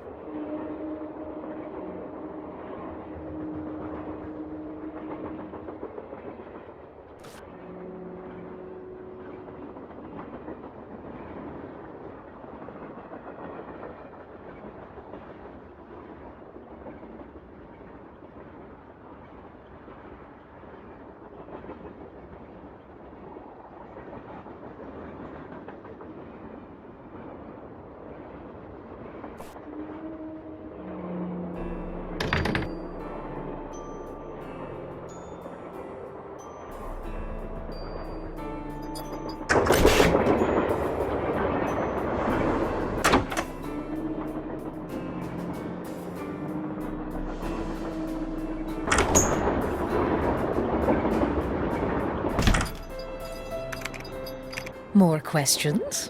What were you and Lori arguing about earlier today? Lori and I? We weren't arguing. We were simply discussing a topic about which both of us are passionate, that's all. Were you discussing her wanting to be a romance novelist? No. And even if we were, that's really none of your business. I know that sounds harsh, but really, Nancy, eavesdropping is so tacky. Actually, it was Frank and Joe Hardy who overheard you. They said I should talk to you before they gave me all the gory details, but since you obviously don't want to tell me your side of the story, I'll just have to get the scoop from them. No, you don't have to do that. A storyline that Lori submitted to me found its way into my last book, despite the fact that she never received compensation for it. She's reading the book now, and when she got to that part, she freaked.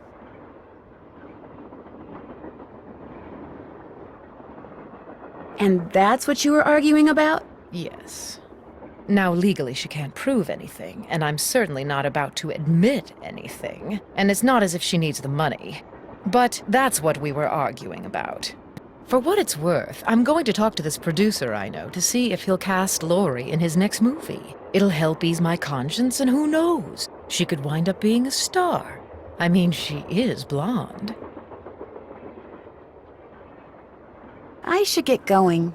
That would be nice.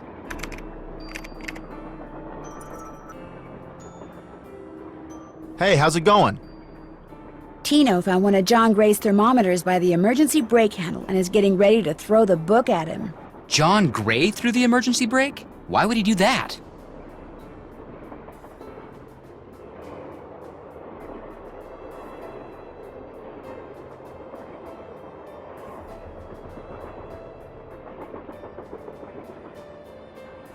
That was my first question, which makes me wonder if maybe Tino's the one who's up to something. I still say there's less to all this than meets the eye, if you get my drift. I get your drift, Joe. I have lived with your drift for years. I am saddled with your drift. All right. See you soon. You better.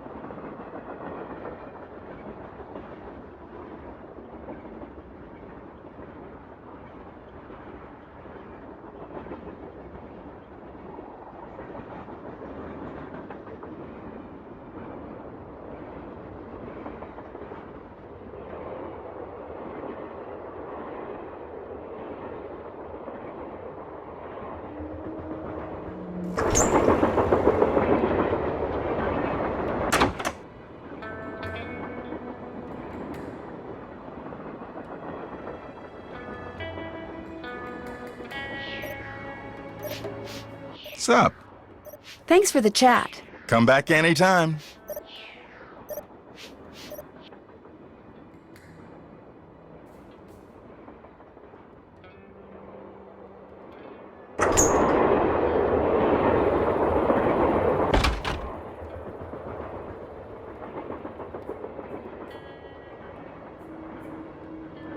I can't stay mad at a fellow detective.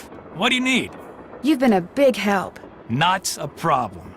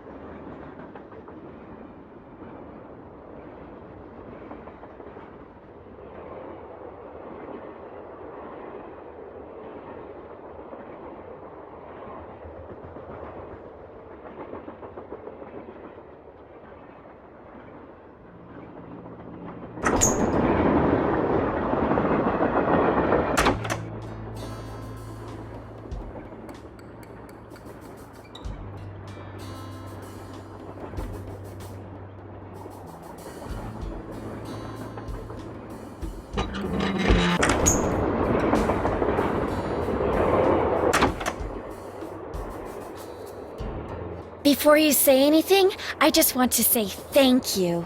For what?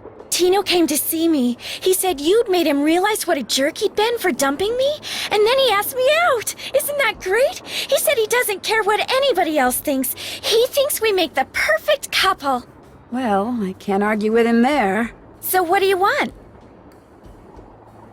I'll come back later. You go, girl.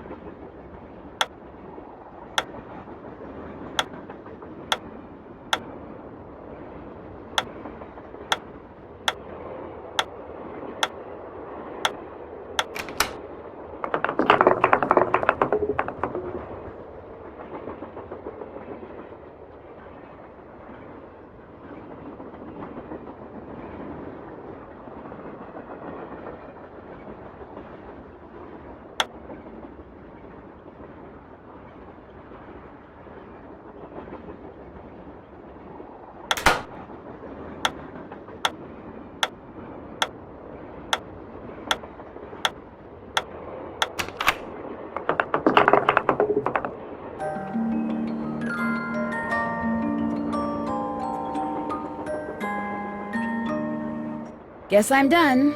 Strange. All that's left is a jumble of letters.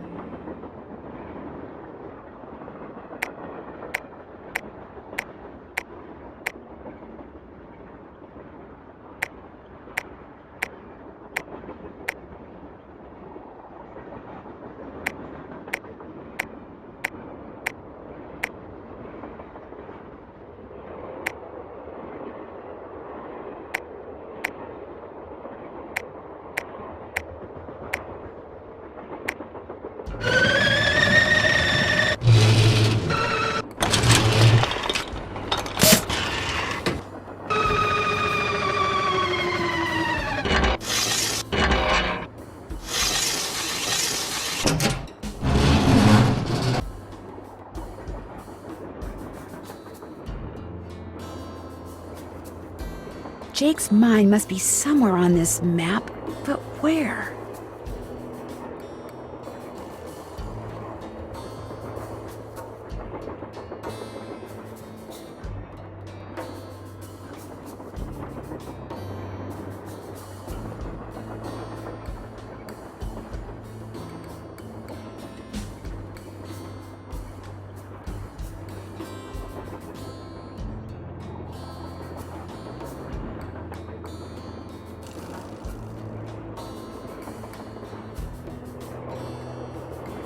I need a lamp.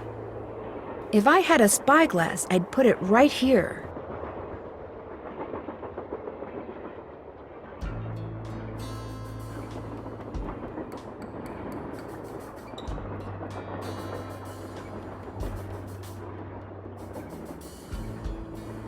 I need a pickaxe. Those look like steam pipes.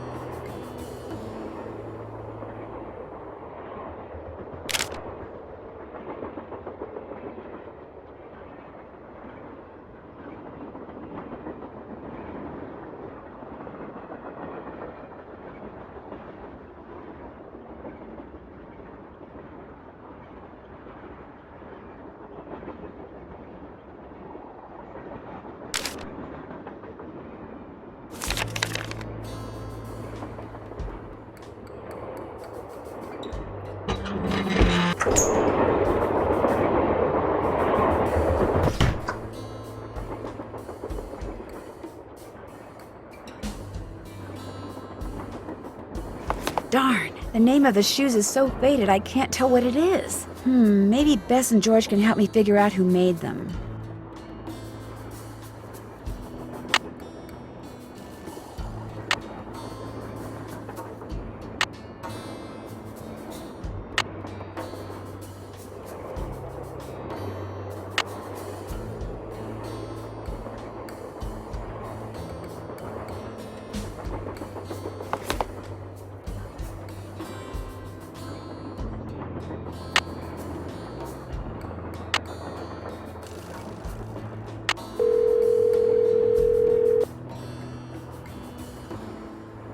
Hello? Hi, Bess. Hey, what's going on?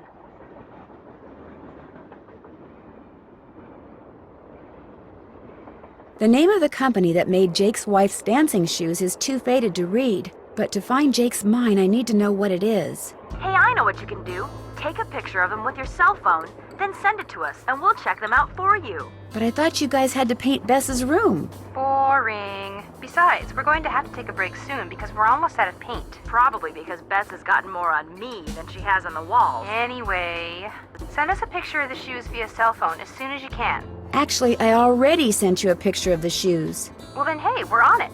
Ah, you guys are the greatest. I know. Need anything else?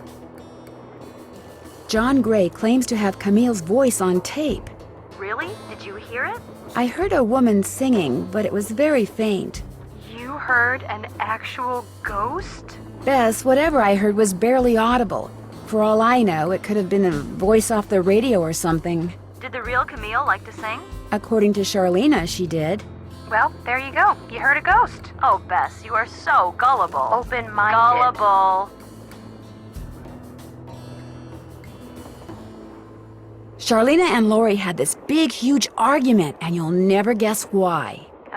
Lori called Charlena a hack. No. Charlena called Lori an airhead. No.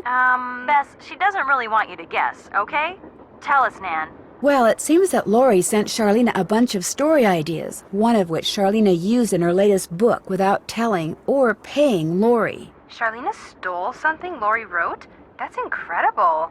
No, the fact that Lori wrote something that Charlena thought was worth stealing. That's what's incredible.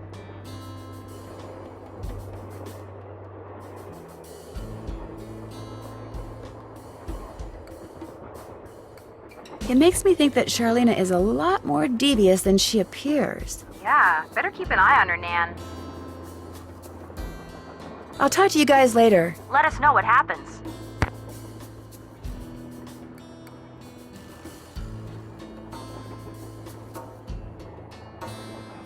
Yes? I'll come back later. As soon as you figure it out, let me know.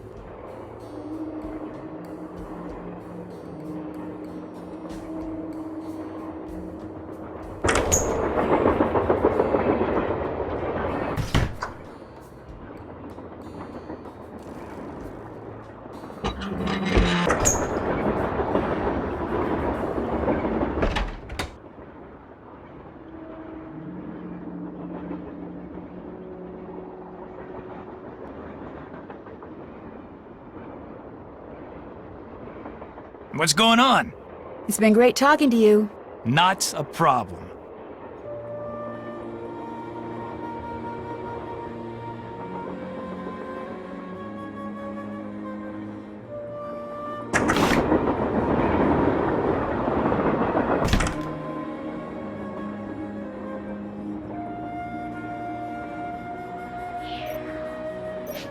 What's up?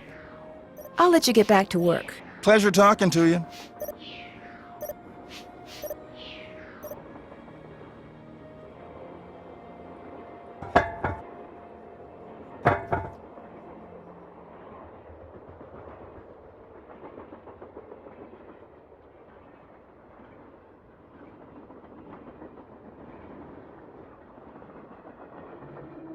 It's locked.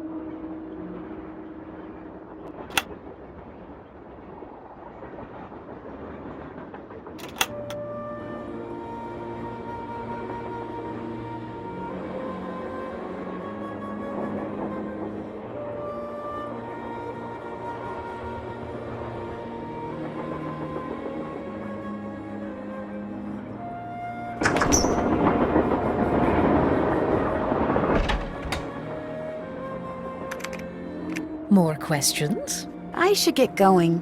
Remember, if it's juicy, I want to know about it.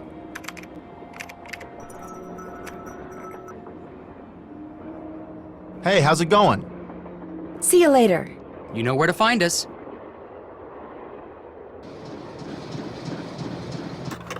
Engineer, this better be Miss Gerard. Well, actually... Forget it.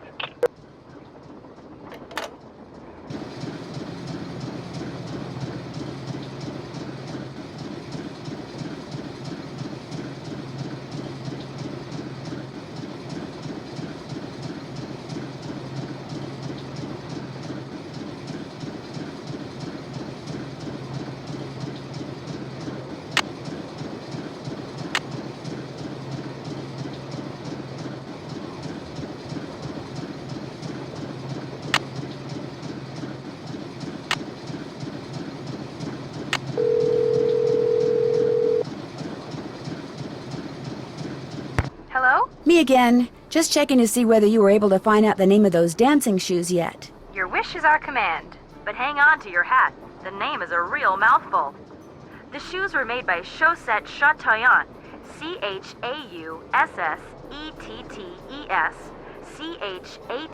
Chatoyantes. That's French for shimmering socks. Apparently, if you were into dancing in the 1870s, that was the company to get your shoes from. Chaussette Chateauyantes. Got it. Thanks, guys. Thanks for letting us help.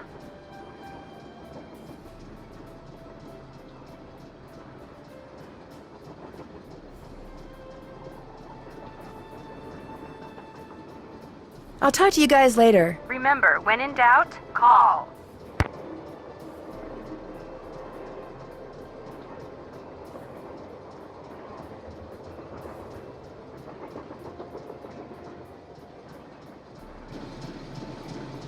Back already?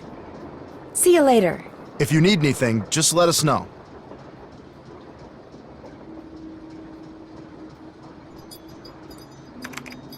More questions? I'll let you get back to your writing. All right, then.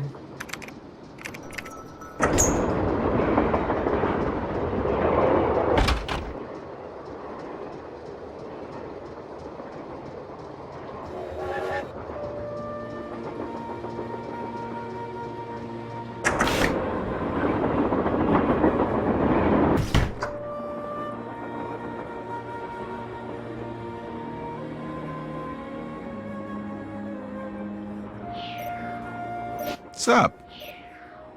I'll let you get back to work. Come back anytime.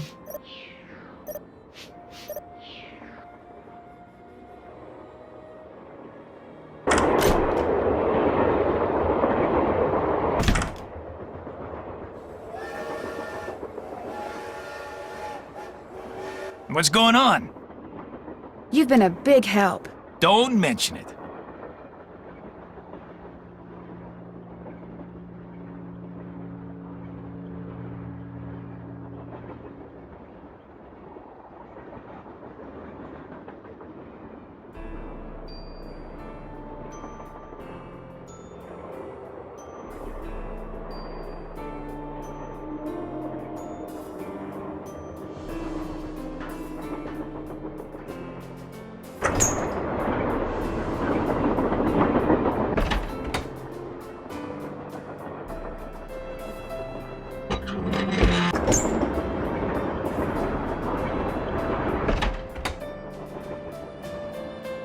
Yes? We'll talk some more later. I'll be waiting.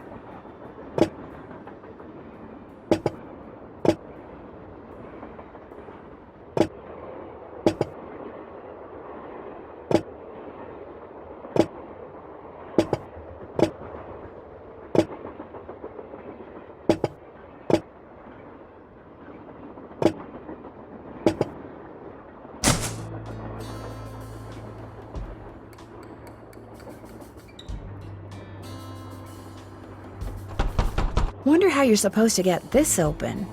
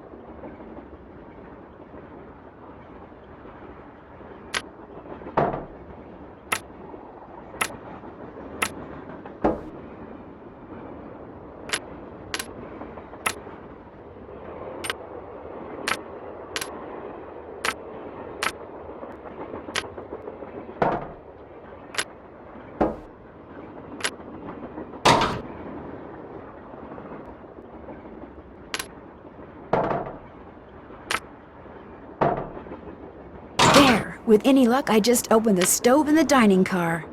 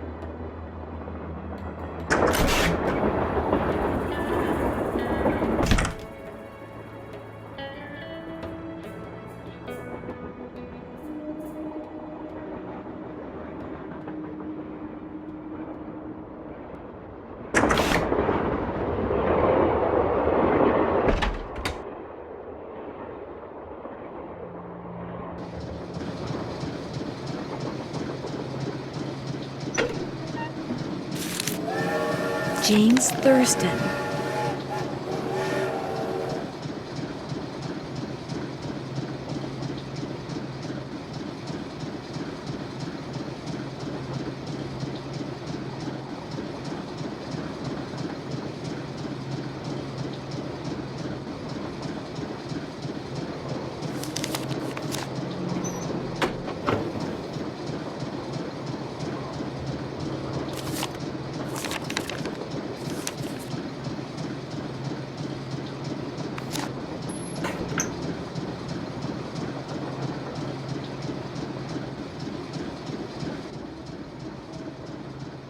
Hey, how's it going? I think I know the name of Jake Hurley's engineer. James Thurston. Great! What else do you know about him? Well, nothing. Good. Good. Yeah, finding out more about him will give us something to do. We'll look into it. See you later. You better.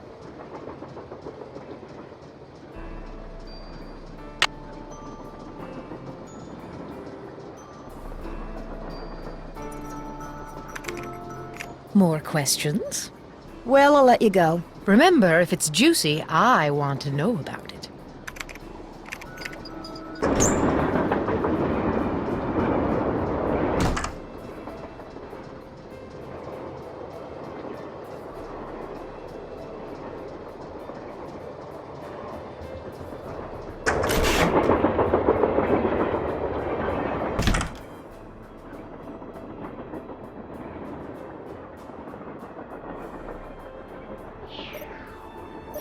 What's up?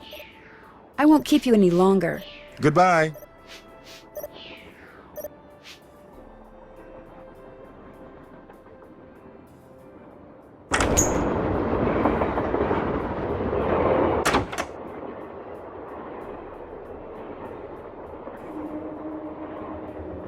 What's going on? Hope I didn't take up too much of your time. Not a problem.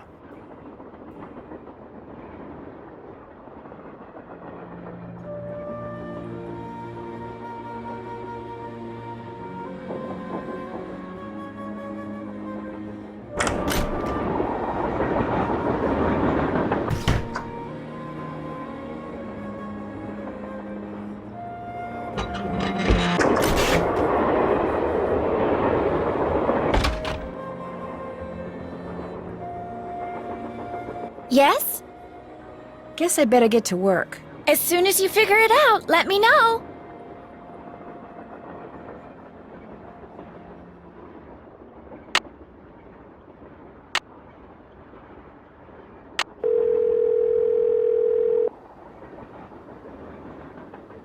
Hello? Hi, Bess. Hey, what's going on? I better go. Remember, when in doubt, call.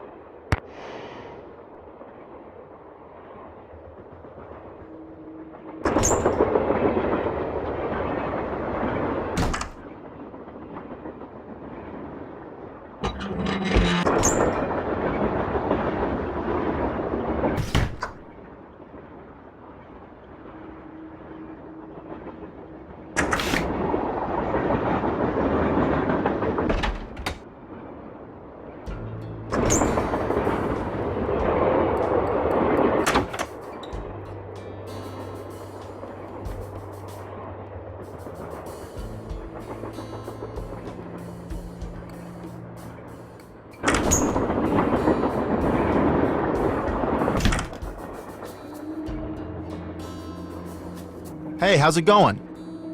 Were you able to find anything out about Jake's engineer, that James Thurston guy? Good news and bad news. The good news is he had a wife in Copper Gorge, so he may have had children. The bad news is our internet service provider stopped providing before we could use our cell phones to find out anything else. That's okay. We can do more checking when we get to Copper Gorge. Right.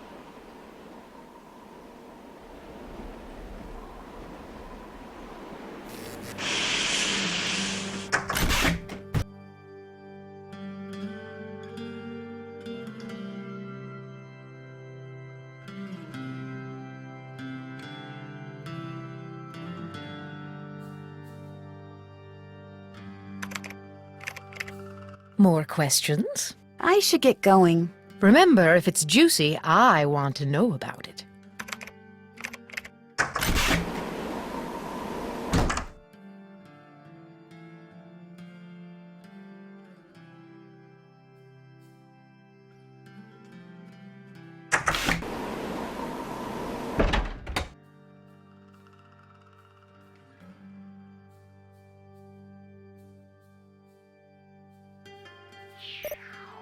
What's up? I won't keep you any longer. Goodbye.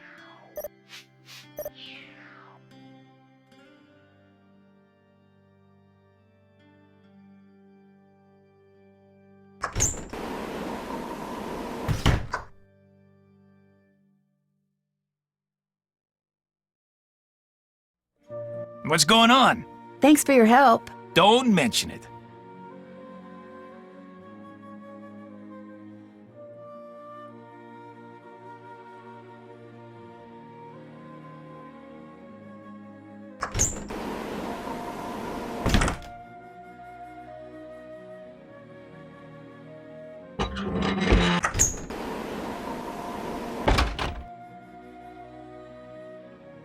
Yes? Bye. You go, girl.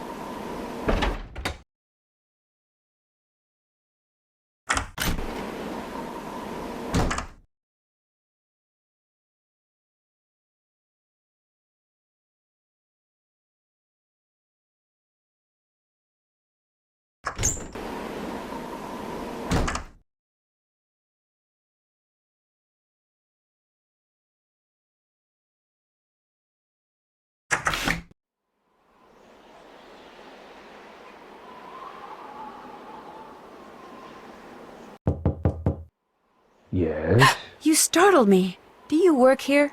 I do. Are you looking for someone? Yes, Camille Hurley. She died back in the 1800s. Ah, Camille. Beautiful crypt, wonderful view, good drainage. Whoever buried her must have loved her very much. May I go inside it? You may, but unfortunately you can't. Why not? I accidentally dropped the key down the grate that's in front of the crypt. If you can retrieve it, you can keep it. I'm having another one made.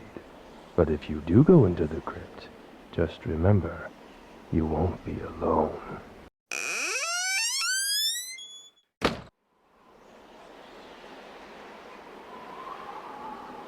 Well, there's the key. I just need to find something that key will stick to. I need something long and sticky.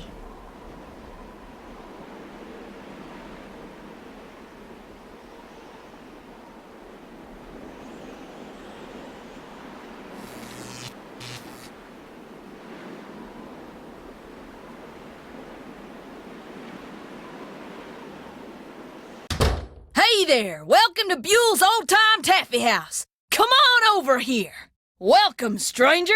Listen, you by any chance get here on that private train what's parked out yonder? As a matter of fact, yes, I did. There's a rumor going around that Charlena Purcell's on board. Is that true? As a matter of fact, yes, it is. Hot dang if that don't beat all. I've read every single book that gal's ever written.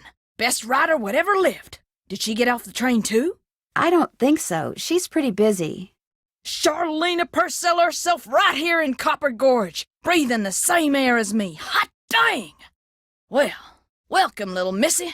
Go on in and take a gander at what life was like during the heyday of Copper Gorge whilst you sample some of our delicious homemade saltwater taffy.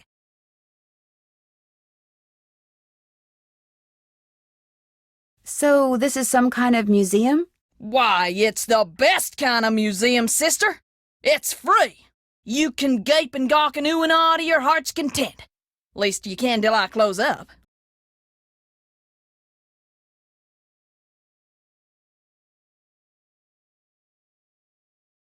Where'd all this stuff come from? Been in the family for years. For centuries, in fact. See, Buell was my great-great-uncle. This building used to be his general store. During the glory days back in the 1880s, he commenced a pawnbrokering, so the miners Copper Gorge was crawling with back then could raise some cash to pay for grub and tools and such. But pretty soon, the mining boom went bust. And there was Uncle Buell, stuck with a whole store full of junk. Only it wasn't junk to him. Debris from lost lives and broken dreams, what he called it. Couldn't bring himself to get rid of it.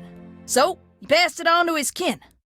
My great-granddaddy's the one who come up with the idea of turning the place into a tourist attraction.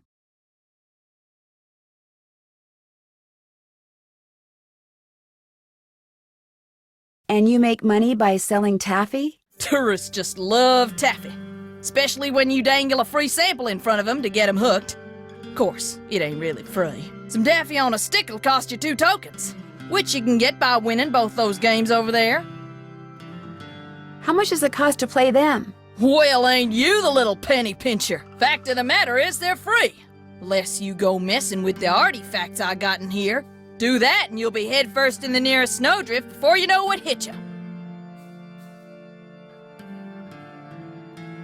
Do you by any chance have any of Jake Hurley's things in here? Jake who? Hurley. He was a miner. I think he may have left a lamp and a pickaxe with your great-great-uncle. Never heard of him. Of course, that don't mean his stuff's not here. Just means you're just gonna have to look around and see for yourself. But remember, Susie Q, don't touch. Great talking to you. I'll bet it was.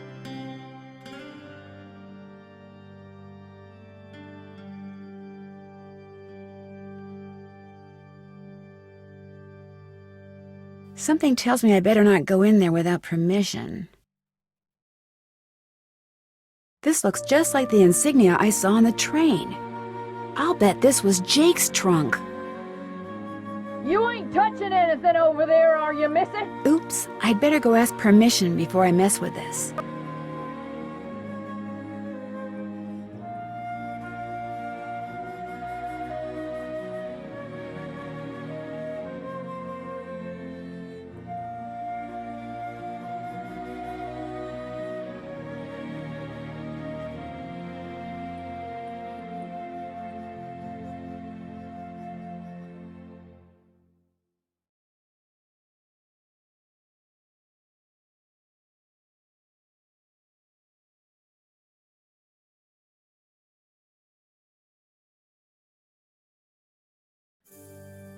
Looks like to get some taffy on a stick, I'm going to need 2 different tokens.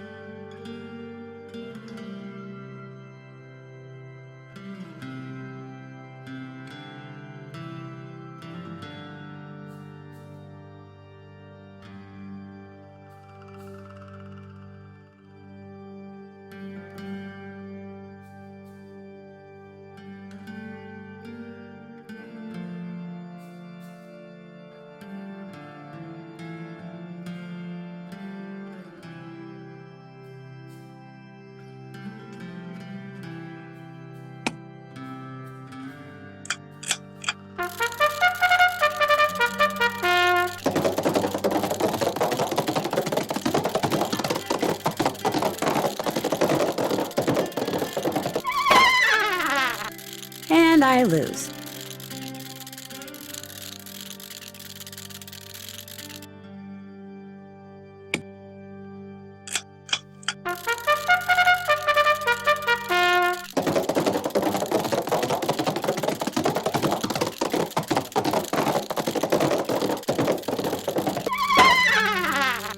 And I lose.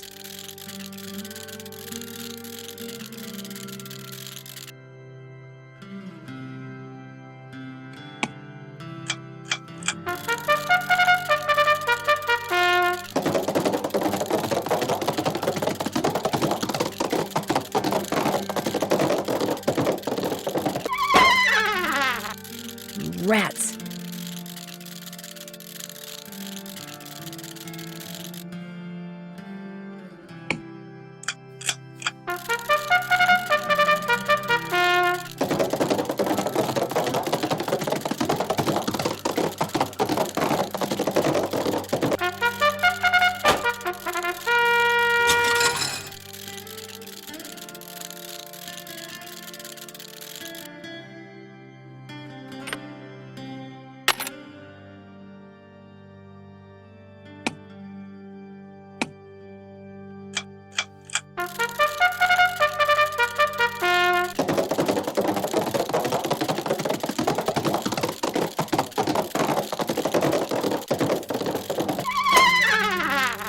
And I lose.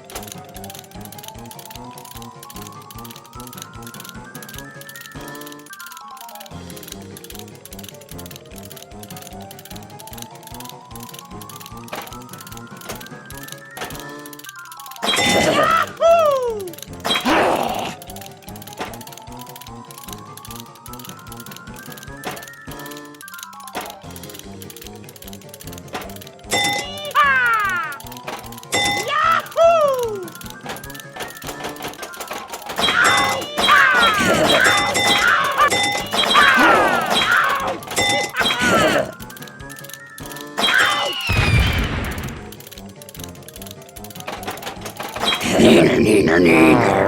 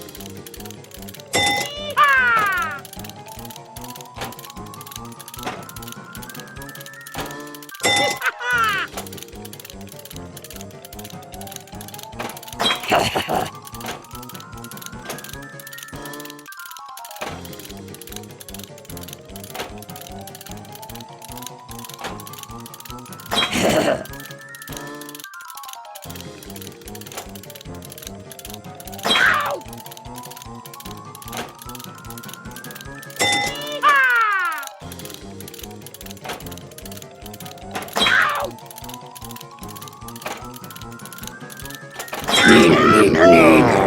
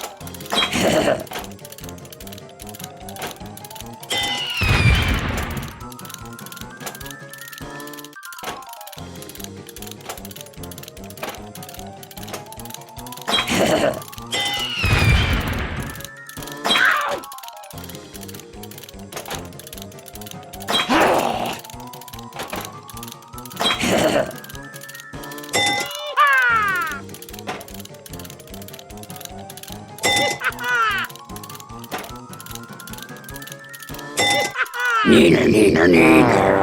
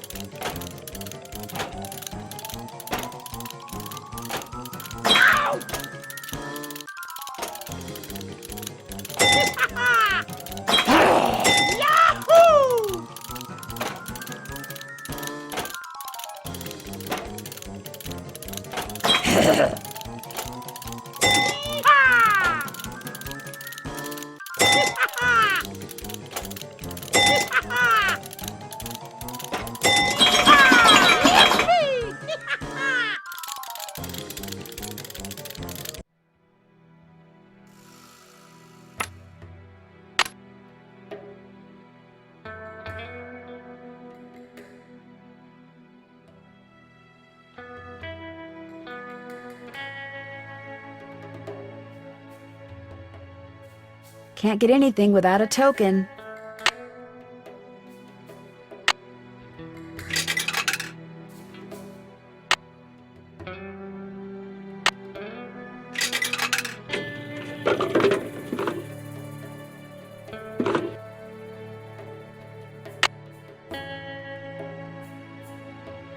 You still here? Do you know what's in that old trunk over there? Why? You ain't been fooling with it, have you? Oh no, of course not. No, I just thought it might contain the lamp and pickaxe that I asked you about before. Well, if it does, you can forget about him, 'cause it's locked. None of my kin have ever been able to figure out how to open it. Not even my cousin Alvin, and he went to junior college.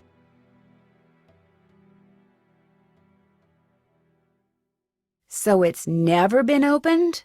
Not since whoever owned it left it here.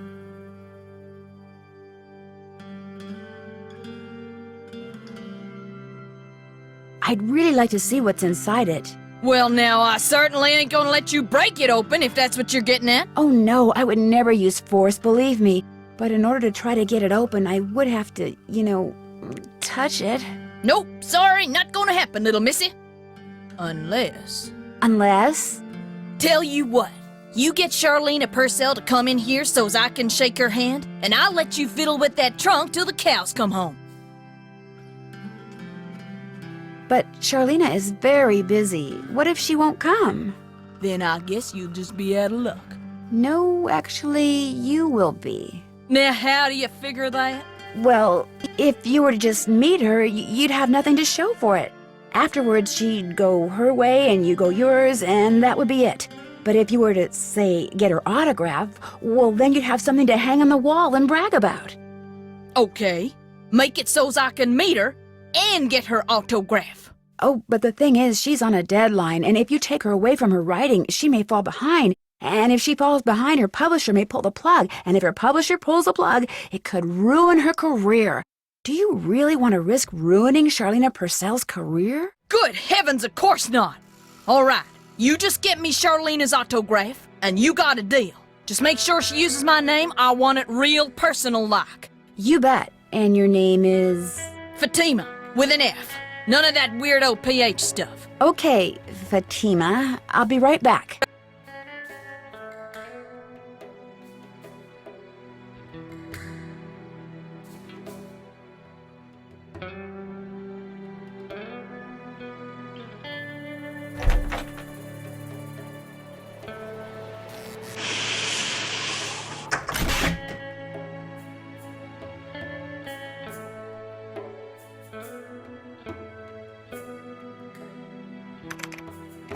More questions? I met a huge fan of yours in town who'd really, really like your autograph. An autographed picture would be even better. Imagine that, me having fans way out here in the boonies. Well, I'm sure I have a picture around here somewhere. But what I don't have is a pen. Usually I just ask my assistant for one. I have a pencil here somewhere. A pencil won't do, dear. It has to be ink. See if you can borrow a pen from somebody.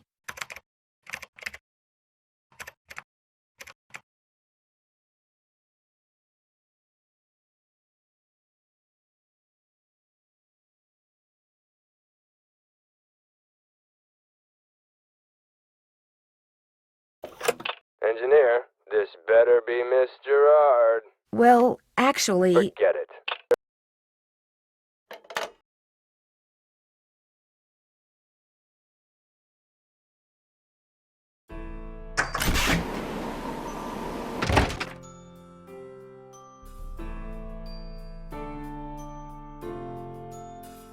Better not mess with that puppy.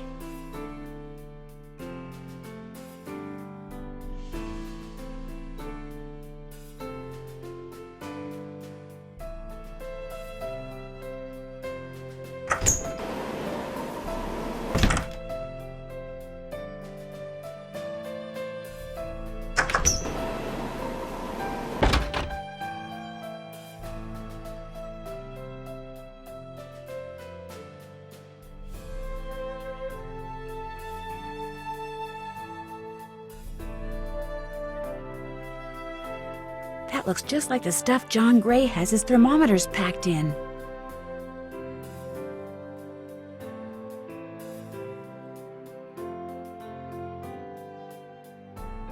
What's going on? Do you by any chance have a pen I could borrow?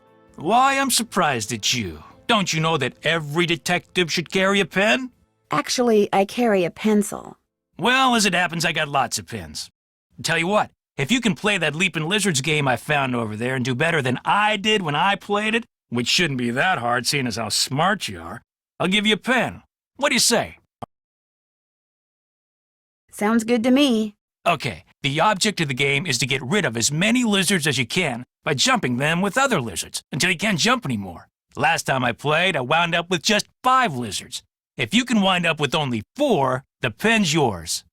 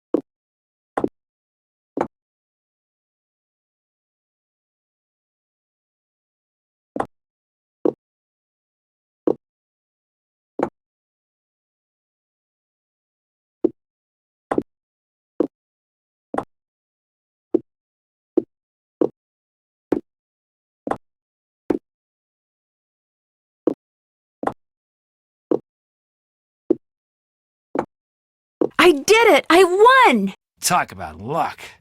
Here's your pen. What else can I do for you?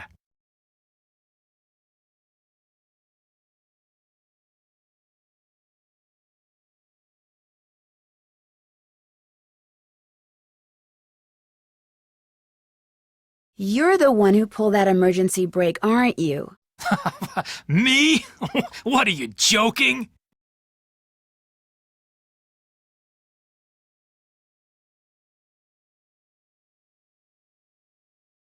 Care to explain how packing material from the box those thermometers were in wound up on the floor over there? You're just some teenage nobody. I don't have to listen to this. You're right, you don't. Neither do the other passengers. But unless you give me a good reason not to, I think I'll tell them anyway. Look, maybe I was a little hasty, pointing a finger at the ghost guy like that. Maybe all those lies people have been spreading are starting to get to me. Maybe I thought it would help if I got a little positive press by solving a crime aboard a haunted train. Maybe I apologize. And, maybe you can see fit not to let any of this go beyond this room? Well, no harm done, I guess. Great. Well, what else can I do for you? You've been a big help. Not a problem.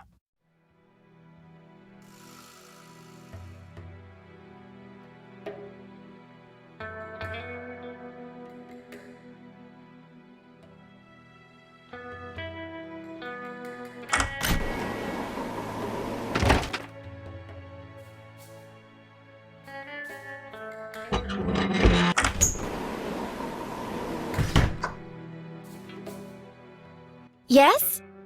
We'll talk some more later. You go, girl.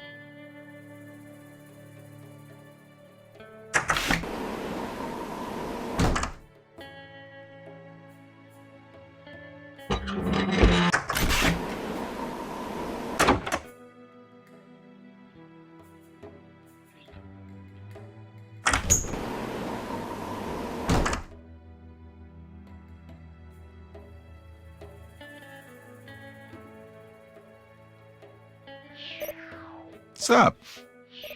I'll let you get back to work. Goodbye.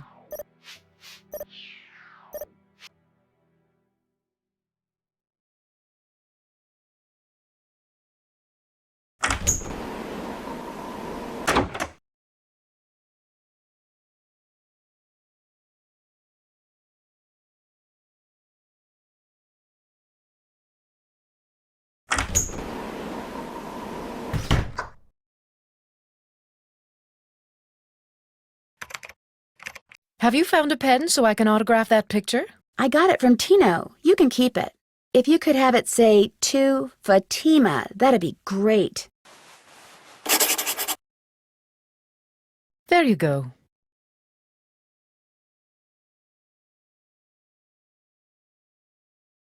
Anything else? I should get going. All right, then.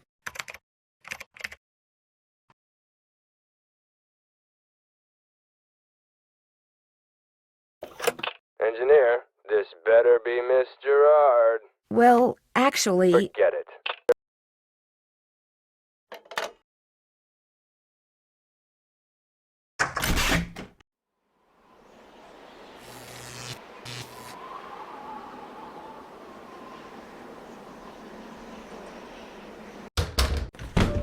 Hey, Nancy. There you are. We've been looking for you. Yeah, you won't believe the lucky break we caught. Lucky break? Hey, that was the result of good old-fashioned detective work. It was the result of your insisting we stop for a cheeseburger. Guys, what's going on? Well, it turns out that a grandchild of Jake's engineer still lives around here. What's more, he hangs out at the local diner, comes in every day. Apparently, he's pretty ancient.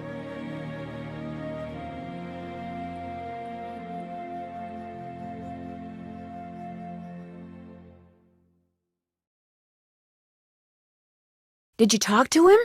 Not yet. The thing is, the owner of the diner wouldn't agree to point the guy out unless one of us fills in for his short-order cook. He's got to go home and wait for the cable guy or something. And since Joe here barely knows how to boil water, guess who got the job? Way to go, Frank. Oh, and get this.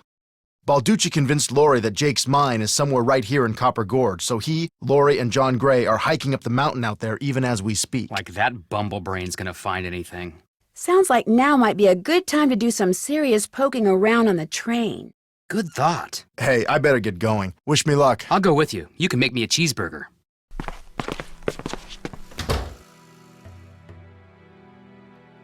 Got that autograph? Got something better, an autographed picture. Hot dang! She spelled my name right and everything. Go ahead, little missy. Have a go at that trunk. Whatever's inside it's all yours.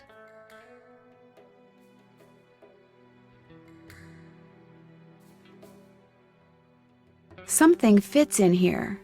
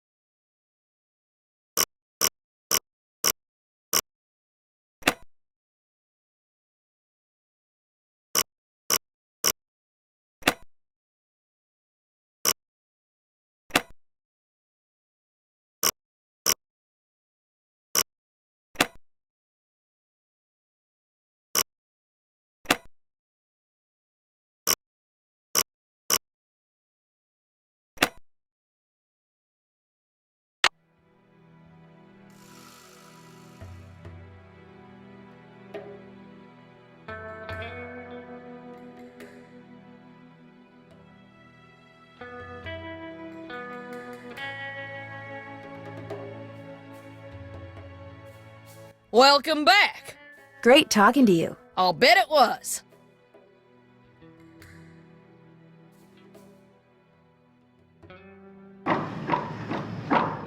There we go.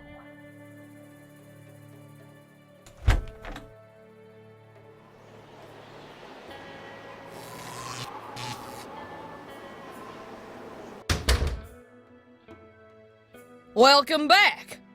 Pleasure talking to you. I'll bet it was.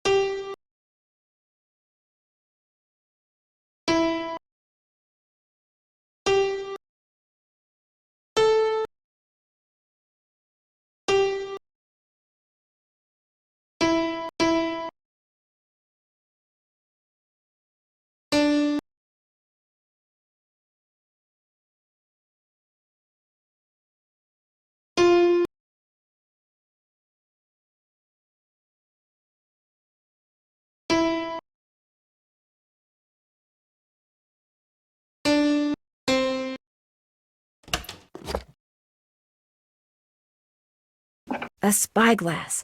I'll bet it's the one I need for Jake's projector.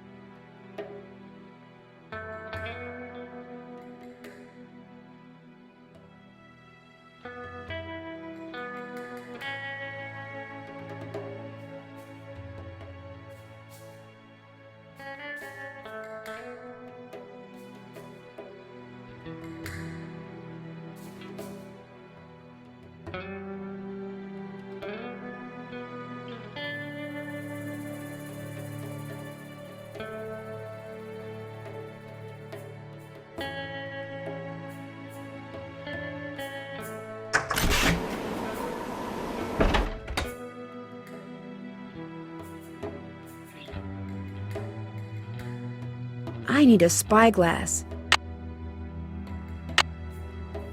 This goes here. Jake said a lamp goes here.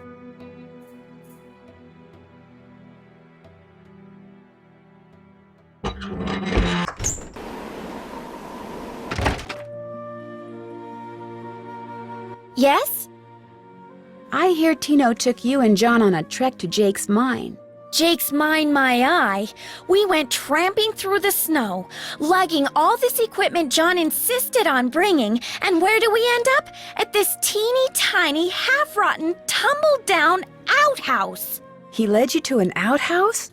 Well, he said it was the opening to a mine shaft, but then John said if it was, shouldn't the hole be going into the mountain instead of just down? So they stood there arguing until Tino finally grabbed a shovel, went inside, and started digging. What he found was definitely not gold. What did John say? He called Tino a moron, and a whole lot of other things I'd rather not repeat. Bye. You go, girl.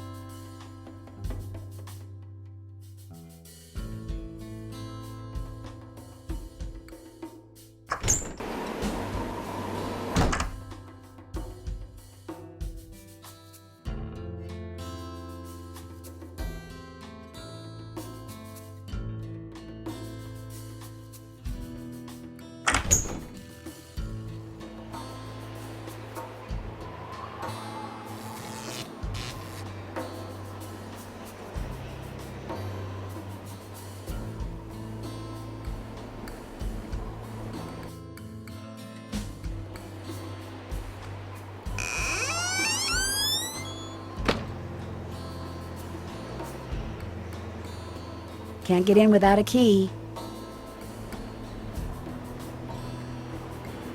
I'll never get that key at this rate.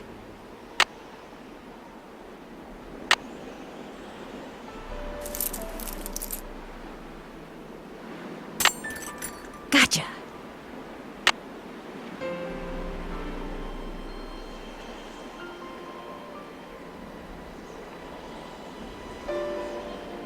It's locked.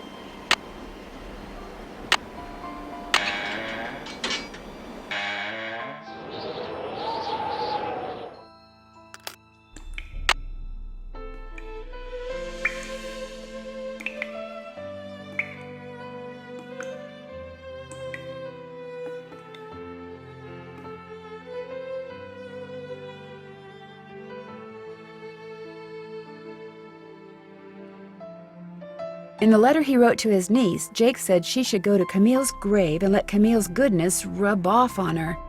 Rub as in rubbing, maybe? I need something that'll help me make sense out of all those lines.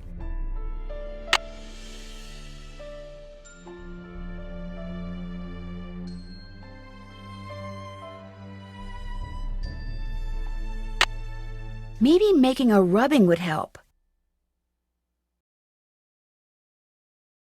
I need something that'll help me make sense out of all those lines. I need something that'll help me make sense out of all those lines.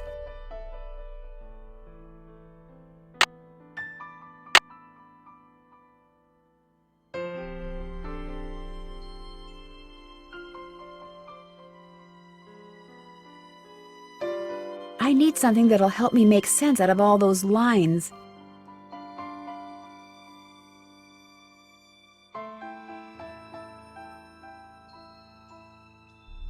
Maybe making a rubbing would help.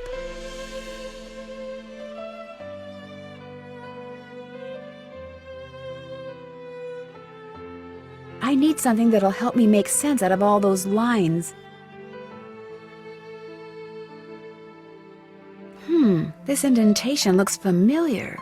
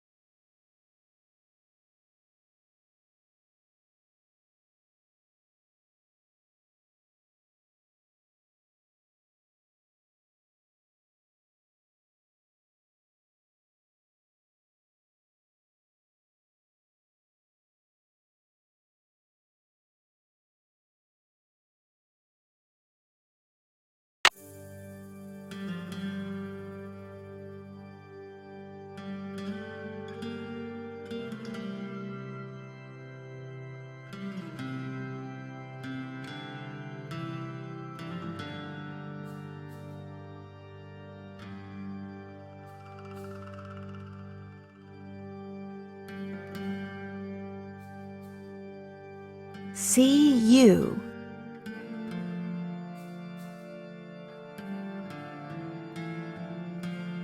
See you.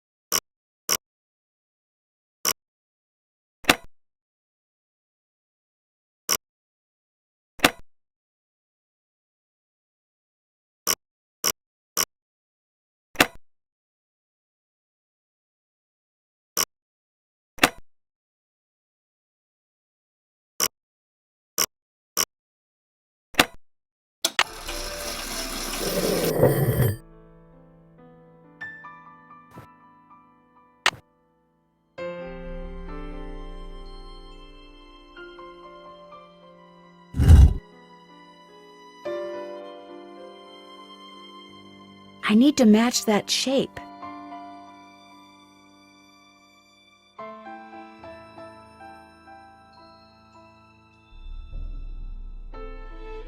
If I am supposed to make rubbings of these pillars, I'll need a pencil, which I already have, and some nice thin paper.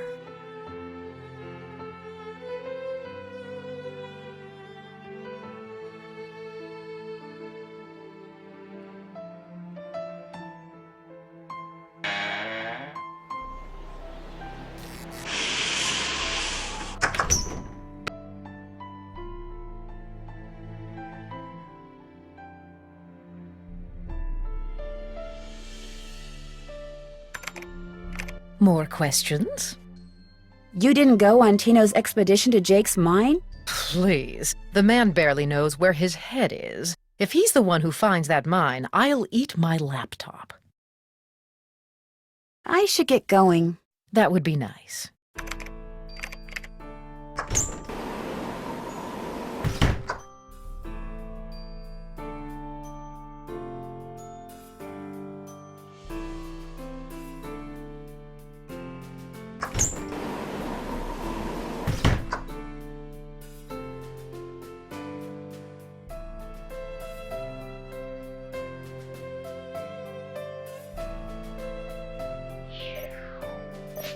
What's up? I hear Tino took you and Lori for a little hike today. Don't remind me. Turns out Tino had no idea where he was going. Good thing for him, my fingers were frozen stiff.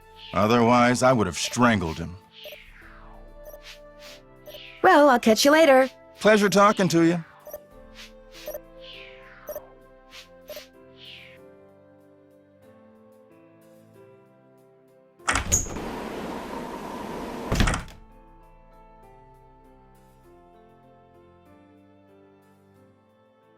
What's going on? So, how did your expedition to Jake's mine turn out? Well, as you may or may not have heard, I didn't find the mine. But at least now I know where it isn't, which is just as good as knowing where it is. Sorta. Thanks for your help. Anything for a fellow detective.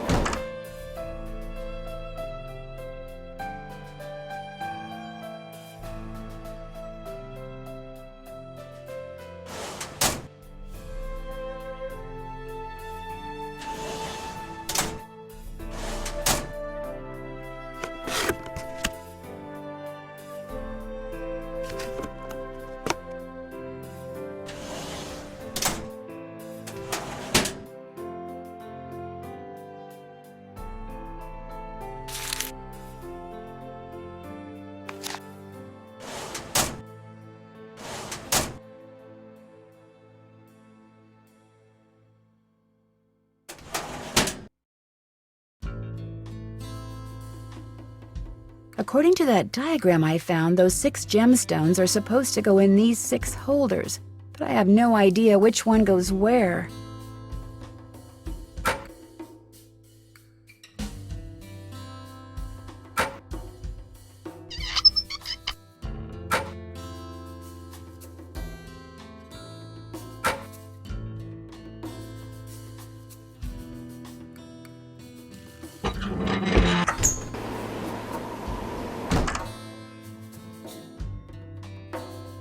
Yes? We'll talk some more later. As soon as you figure it out, let me know.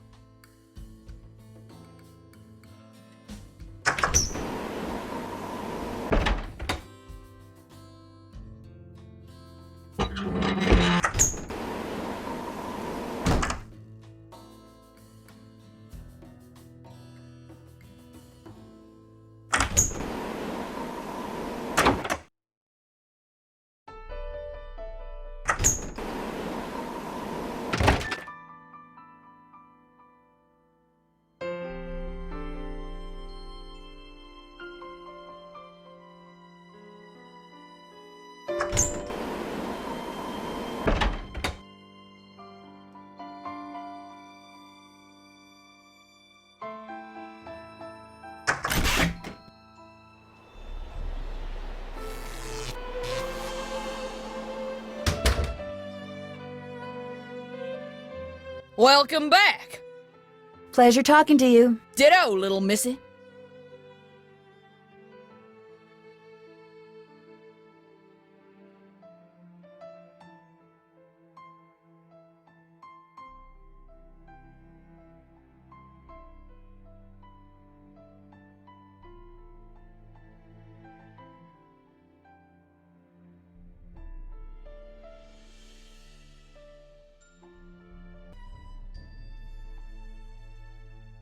Something fits in here.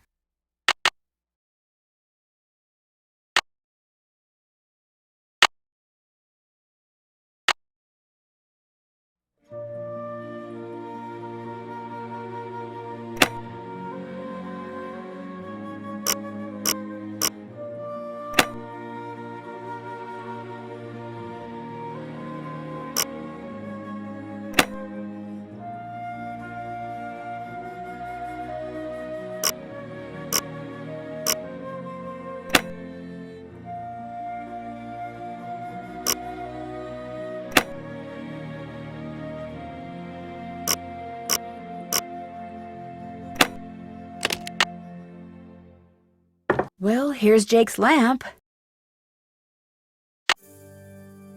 Another slug. Could come in handy.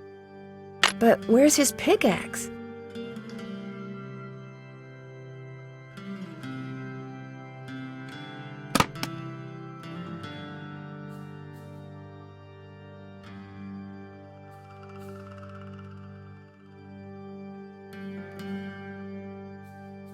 You still here?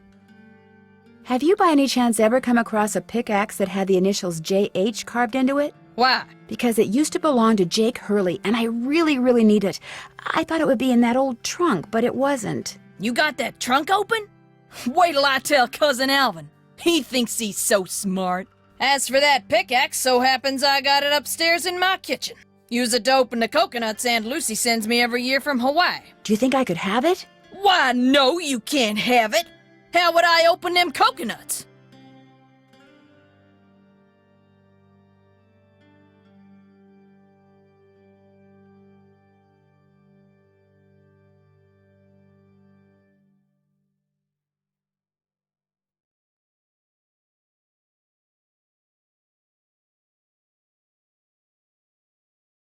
But your great-great-uncle, do you really think Buell would approve of you using something that belonged to some poor miner to open coconuts? Ah, okay. I'll let you have the pickaxe. After you do something for me. Sure. I got a bunch of taffy over there what needs sorting. Just follow the directions that are posted by the machine. Them belts get moving pretty fast, so you gotta keep your wits about you. While you're doing that, I'll fetch that pickaxe. You got a deal.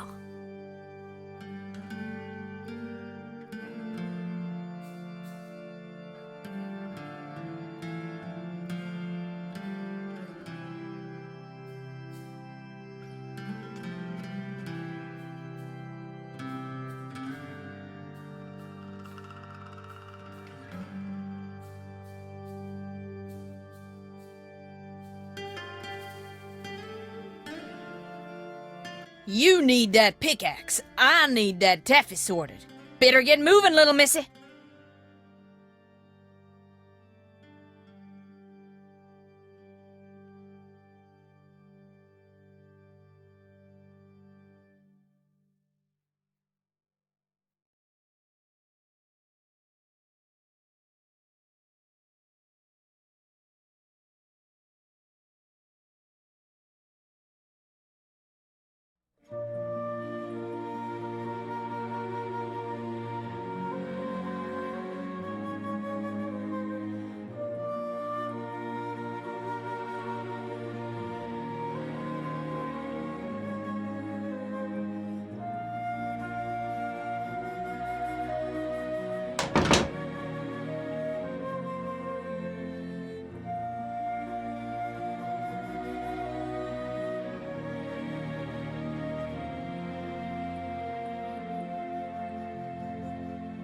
Wax paper for the taffy. Would you mind if I took a piece of wax paper? Guess I could let you have a piece.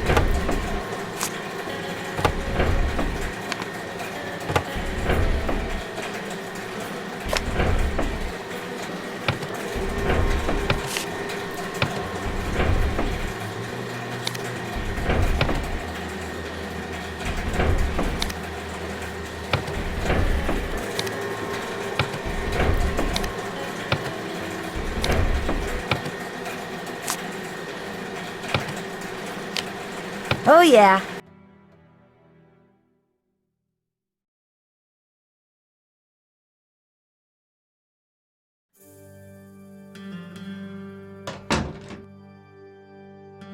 Got that taffy sorted?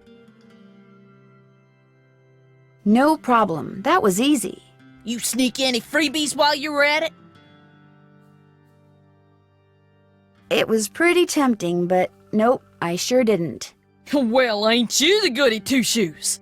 Truth is, wouldn't have minded too much if you had, long as you fessed up to it. Here's the pickaxe. Cracked the handle pretty bad on the last batch of coconuts. You sure you want it? Positive. There you go. Don't hurt yourself. I won't. Thank you.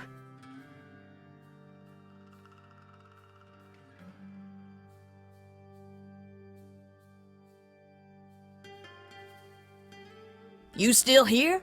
Great talking to you. I'll bet it was.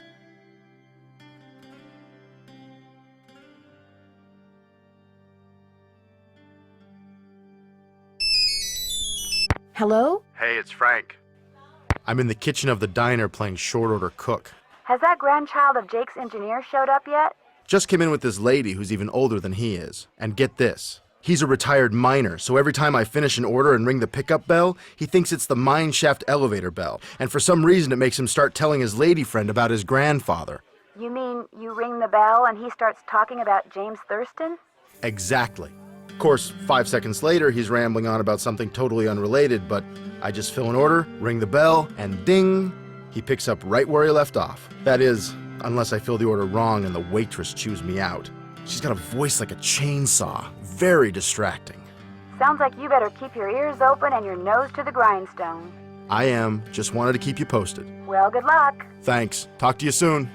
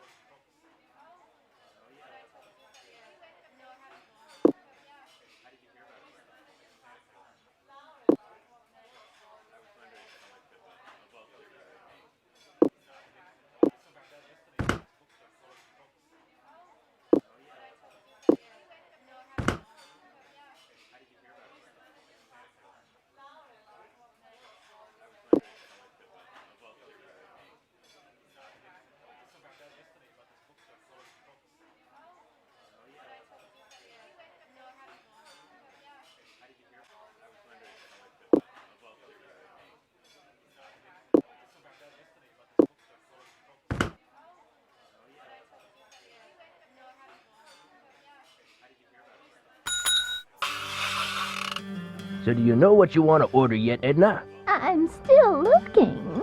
Did I tell you that my granddaddy was the engineer on a private train owned by one of the richest men that ever passed through Copper Gorge? Jake Hurley was his name.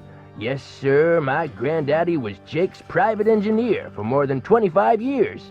Told my daddy that men don't come any crazier than Jake Hurley, or any nicer. Treated my granddaddy real well, and told him stuff. Real important stuff. Stuff he made my granddaddy swear to never ever forget. Stuff that my granddaddy told my daddy, and that my daddy told me. Why don't you get the egg salad, Edna? Eggs are back to being good for you, you know. Seems like just last year all those scientific types were saying your arteries would clog up if you so much as looked at an egg. But nowadays, well, all of a sudden eggs are chock full of vitamins and proteins, and eating them's not only okay, it's what they recommend. They should either make up their minds or keep their mouths shut. Make eating more pleasant, that's for sure.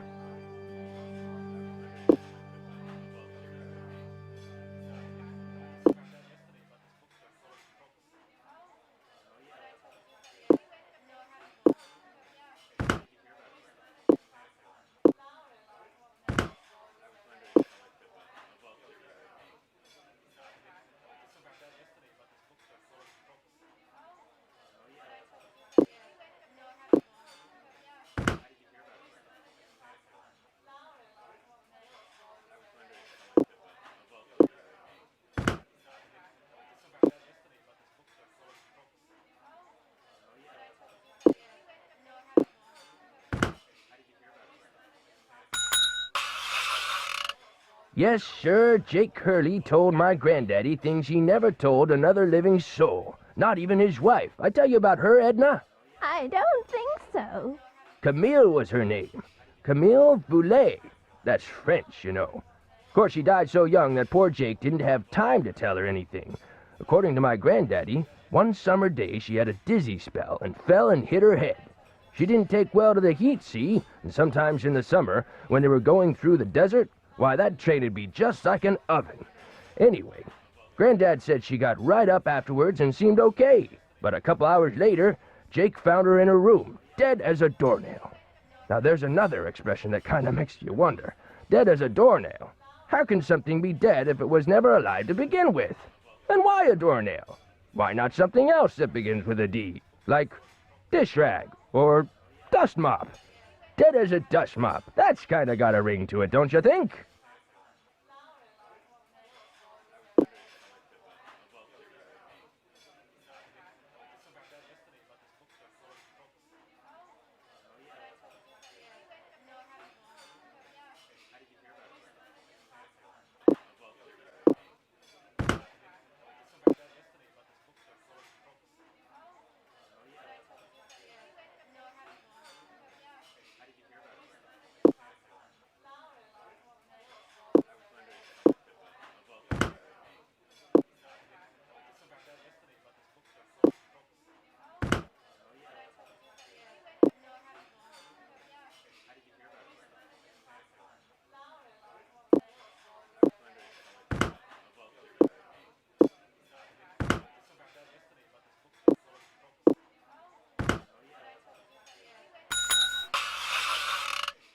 The way my granddaddy died, that was kind of strange, too. I ever tell you how my granddaddy died? No, I don't think you did. My daddy, he came home from school one day to find a railroad official telling his mom that Granddad been found dead in Blue Moon Canyon, Nevada. He was in the engine of Jake Hurley's train, just kind of slumped over with his hands still on the throttle. The strange thing is, nobody else was on board the train, yet the door to the engine was locked and barred. It was like Granddad was trying to keep someone out, like he was running from something, like something finally scared him so bad his heart just stopped. Of course, he was in his 60s at the time, and back then that was old. Doesn't seem so old now, does it, Edna? Here I am, pushing 93, and still spry as a spring chicken. Spring chicken! Now where do you suppose that expression came from? Why not spring goose or summer chicken?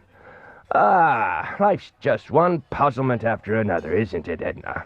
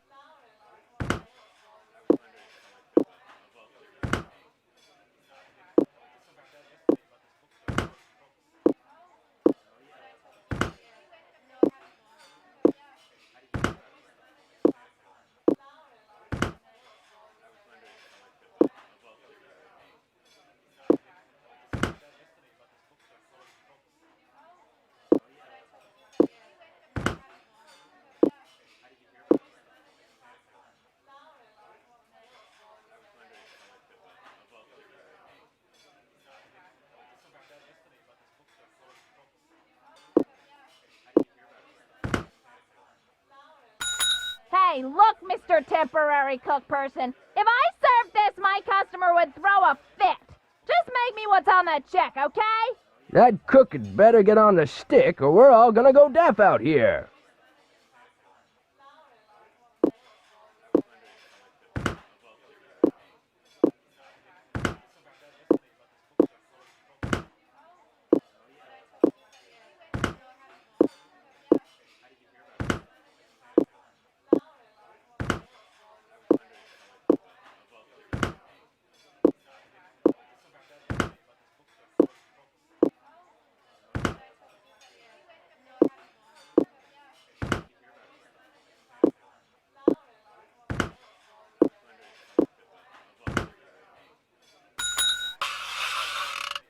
I ever tell you about the mine my granddaddy said Jake Hurley'd found? He found a mine? A couple years before he died, Granddad told my daddy that Jake found a vein in the mountains somewhere and was mining it all by himself, so no one would steal it out from under him. He wouldn't even tell Granddad where the mine was. What he'd do is have Granddad drive the train real slow so he could jump off without Granddad seeing him. Then Granddad would pick him up at a prearranged spot a few days later. Oh, they didn't call him Crazy Jake Hurley for nothing. Speaking of crazy, you see how much Abner's charging for a haircut at that shop of his now? $20! But what's even crazier is people are actually paying him that. I told him the only way I'd pay him $20 would be if I came in with hair down to my knees. He just laughed and said I was a crazy one. $20 for a haircut? What is this world coming to?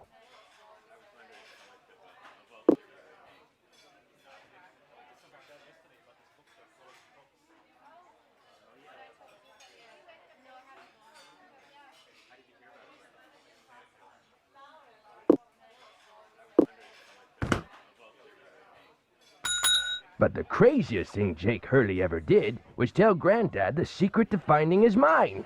He made him swear to tell it to my daddy and nobody else. Eventually, my daddy, he told me, and it was so bizarre that I remember it to this day, though I sure don't understand how it'd help anybody find his mine. But since my daddy didn't tell me not to tell anybody, this is what Crazy Jake Hurley told Granddad, word for word. The eye of the tiger is fixed on a star. Zircon lies in fingers that scar. Amethyst floats in a hand from the deep. Citrine is what the foul mouth shall keep. Tourmaline by a soft arm is ensnared. Peridot rests at the foot of the mare. The eye of the tiger is fixed on a star. Zircon lies in fingers that scar. Amethyst floats in a hand from the deep. Citrine is what the foul mouth shall keep. Tourmaline by a soft arm is ensnared. Peridot rests at the foot of the mare? Frank, are you sure that's what he said? I'm positive.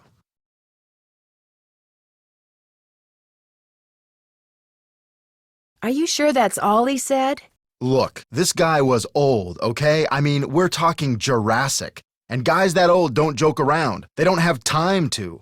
What you just heard is what I heard, word for word.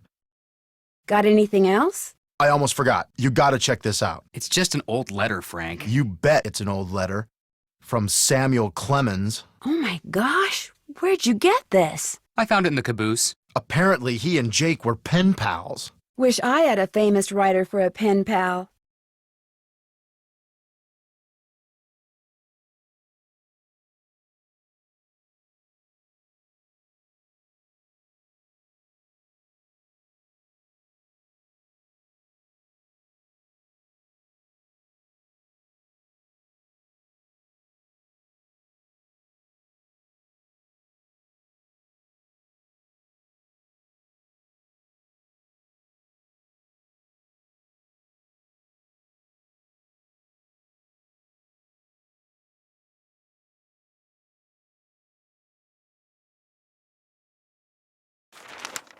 When Joe gave it to me, I about flipped. I know I should turn it over to Lori, and I will, but it's just so darn cool. I still don't see what the big deal is. I mean, it's not like it's from Mark Twain or anything. What? Talk to you later. Sounds good.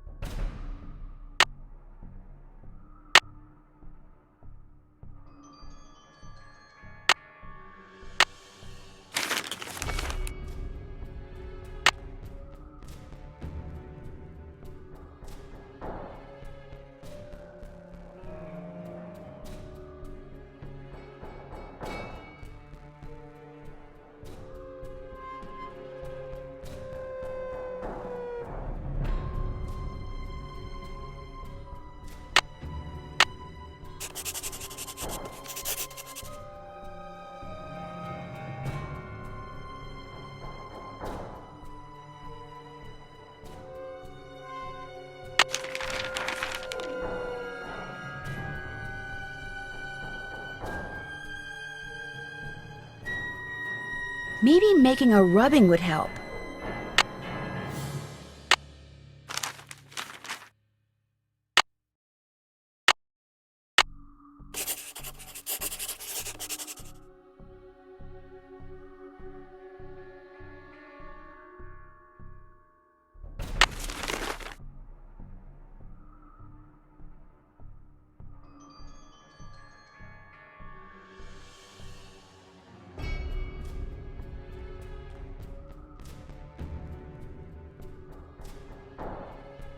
I need something that'll help me make sense out of all those lines.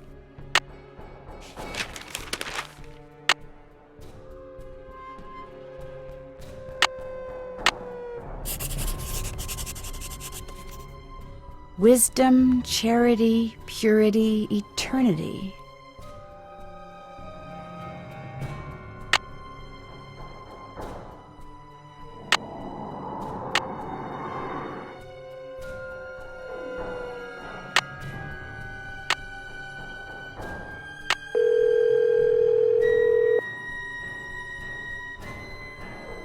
Hello? Hi, Bess. Hey, Nance. Listen, I'm dying to know. What's it like to finally work with Frank and Joe Hardy? Oh, Bess, you're incorrigible. Hey, if you don't want to hear, just go over there and don't listen. She's listening. So what's it like?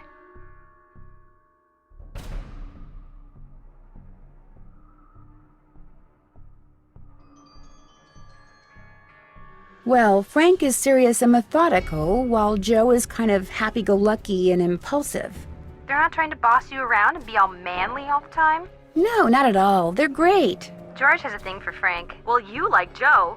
But the real question here is, which one does Nancy like? Ooh, yeah. Which one do you like? Neither. I like Ned, remember? Oh, yeah. Ned. Good old dependable Ned. You think he's boring, don't you, Bess? You think I think he's boring? Hey, I think what you think is much more important than what I think. Translation? She thinks he's boring.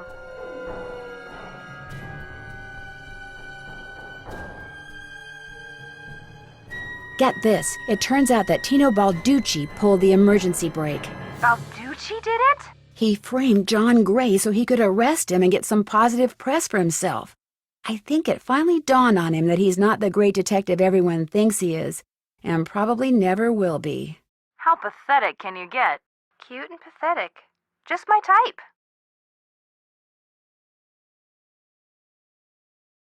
Catch you later. Remember, when in doubt, call.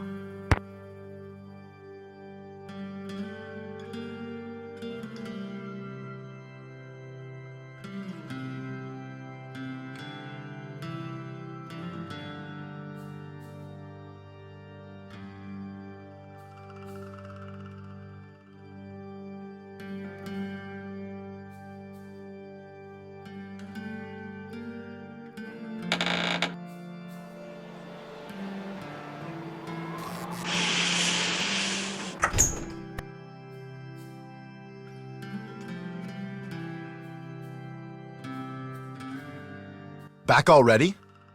See you soon. Sounds good.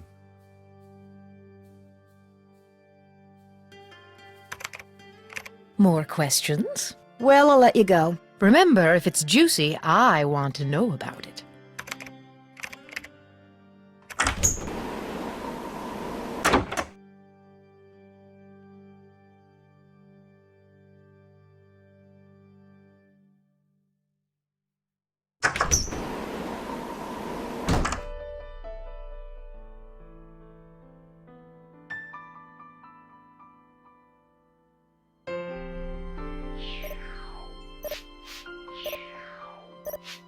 What's up? I won't keep you any longer. Goodbye.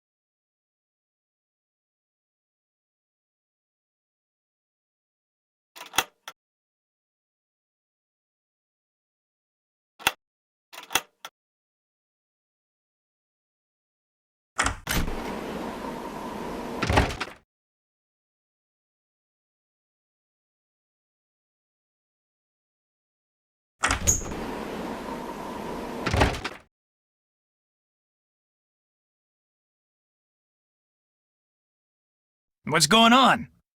Thanks for your help. Not a problem.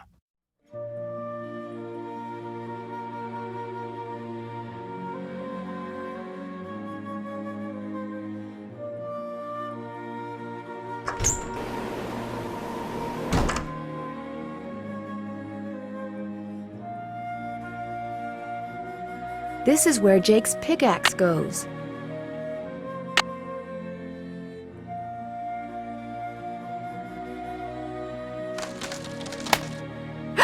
Oh no! What I need is some duct tape. Still broken.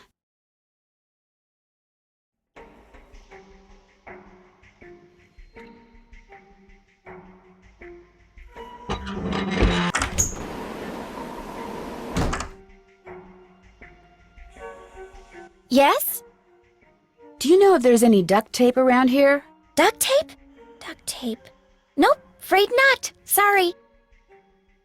I'll come back later. Keep me posted.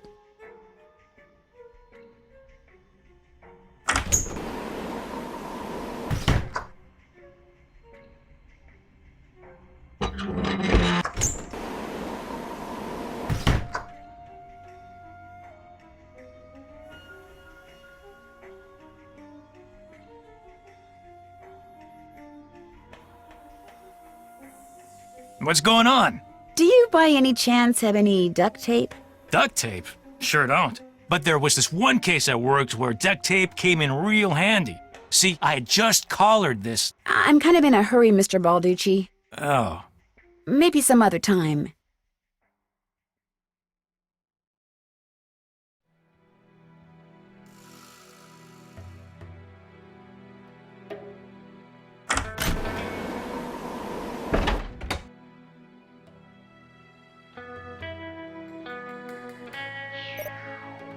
What's up? Would you by any chance have any duct tape? Got some right there in my gearbox. That's the good news. The bad news is, I can't open the box. It's an antique lockbox that I found in this abandoned monastery I scoped out on my show last year. You can open it with either the key, which I just discovered I forgot to bring with me, or the combination, which you're supposed to be able to figure out just by looking at the box. Fortunately, I didn't put anything critical in there. I've never tried to open it without the key, but if you want that duct tape, go ahead and give it a shot.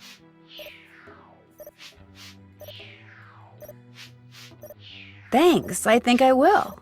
If you get it open, the duct tape's all yours. I bet the animals should start from the left shore.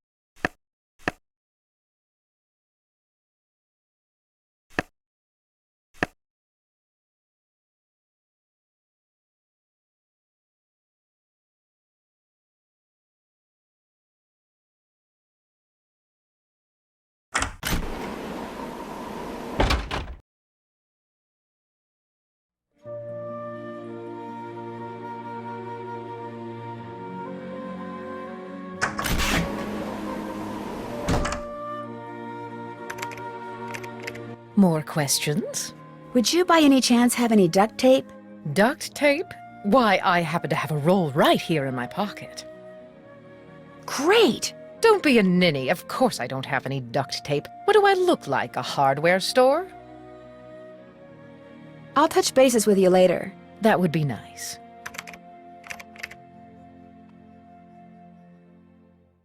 Hey, how's it going? See you in a bit. Sounds good.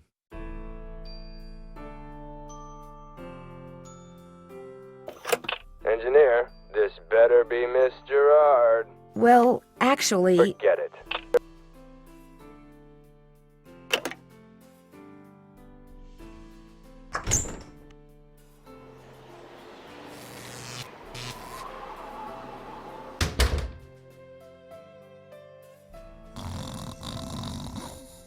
Oops, sounds like somebody's taking a nap.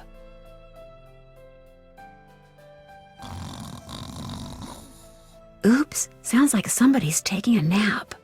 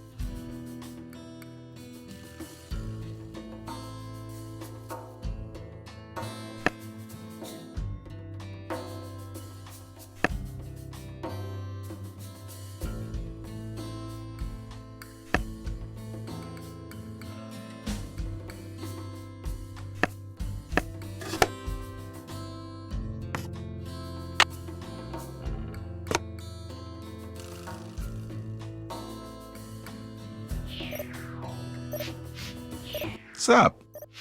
I won't keep you any longer. Take care.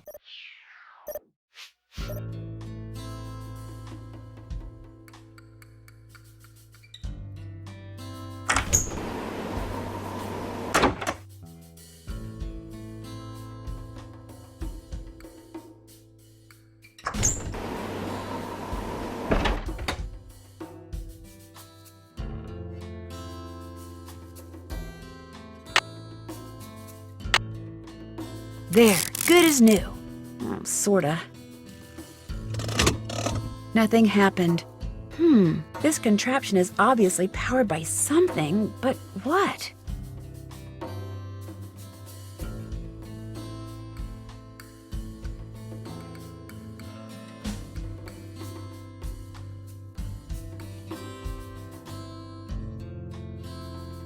I need a lamp. Okay, looks like that goes there. There's still water in it, which means it must be out of carbide.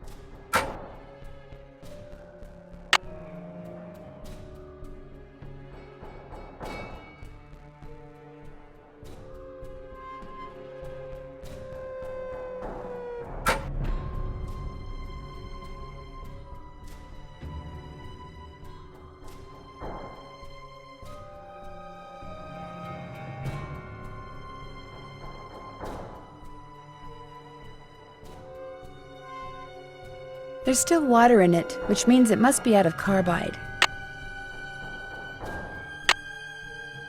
There, it should work now.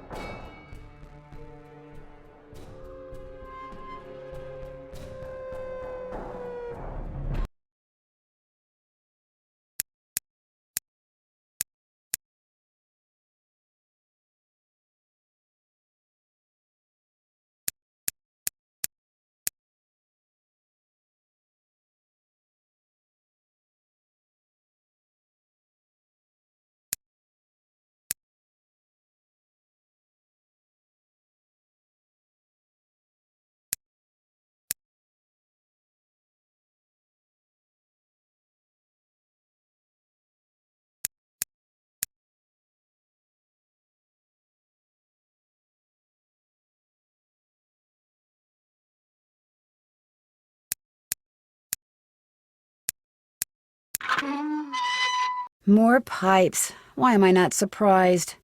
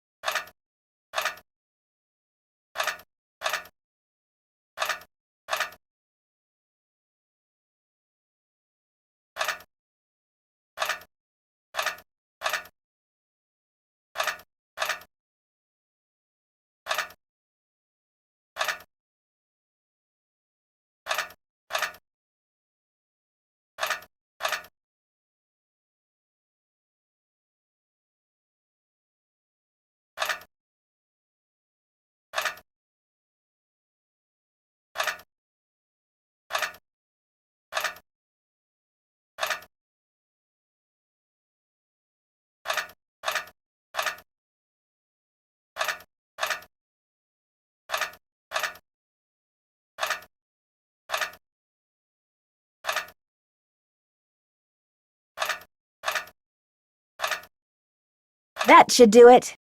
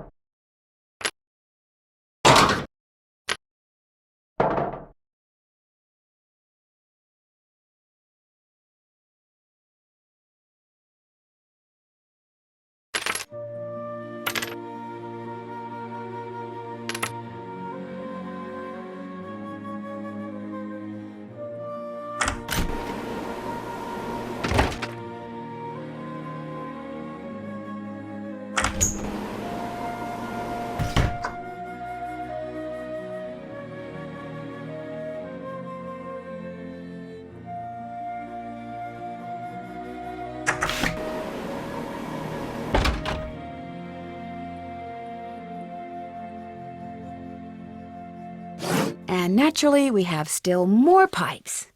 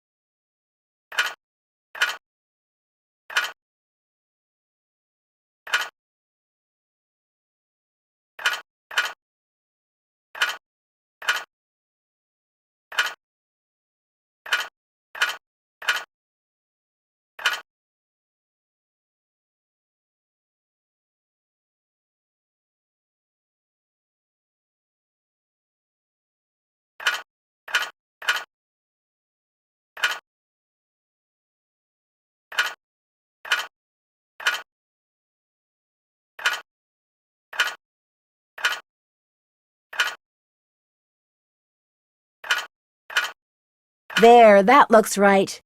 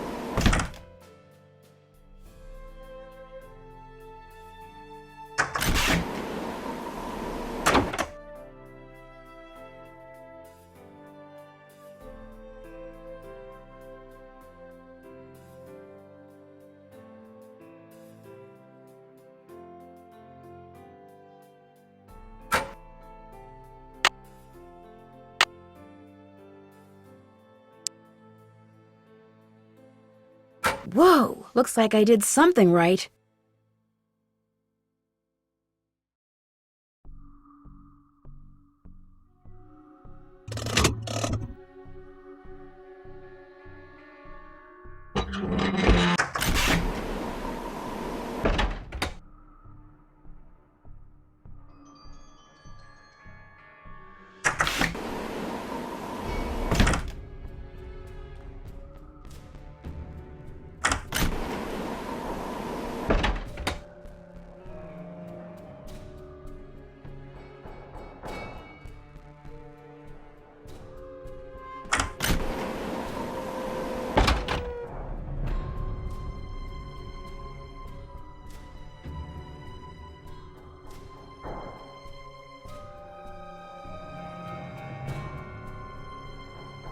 Sounds like steam from the engine is moving through those pipes now.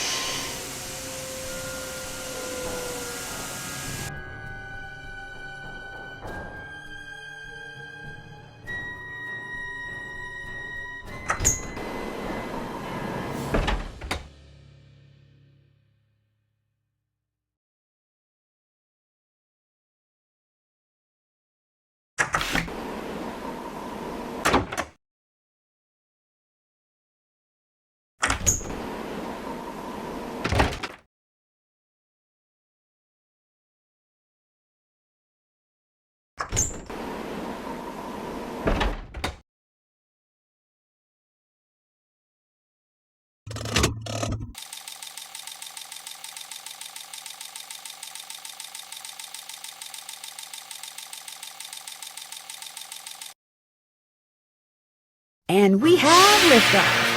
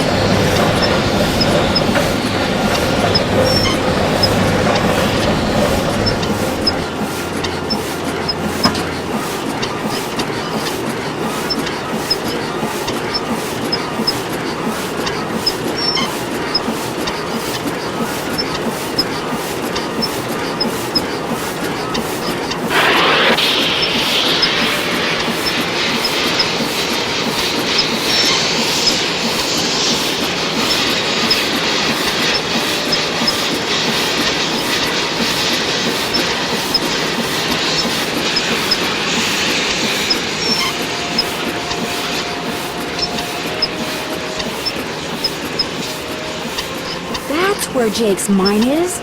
Brimstone Canyon. Don't you look all excited. What's up? I think I know where Jake's mine is. Tell the engineer to head for a place in Nevada called Brimstone Canyon. Way to go! I knew you could do it, Francie. Not Francie, Nancy. Here's the deal. When we get there, I'm going to make sure that you get to be the first one to check out the mine. I'll call everyone together in the dining car, and while we're in there, you slip off the train. Will 10 minutes be enough of a head start?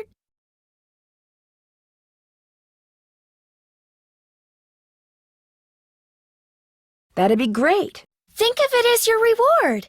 Of course, anything you find in the mine is, well, mine. So if I find out that you've taken something without telling me, let's just say things could get ugly.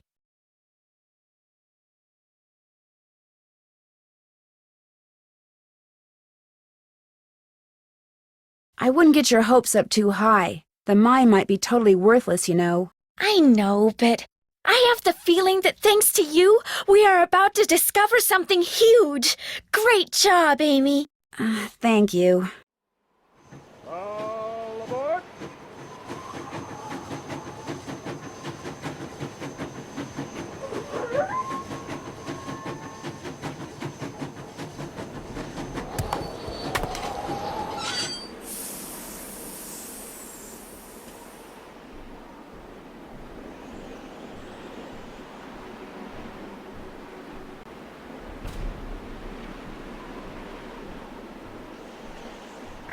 Sounds like the train's leaving. Where's it going? Well, Frank and Joe will make sure it comes back for me.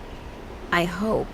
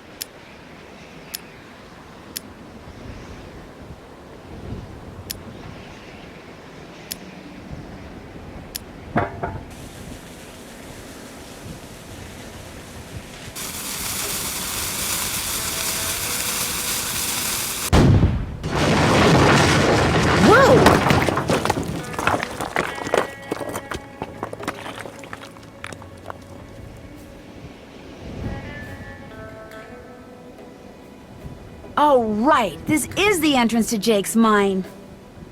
Whoa, what's going on here? Jake's color wheel seems to be pointing toward purple.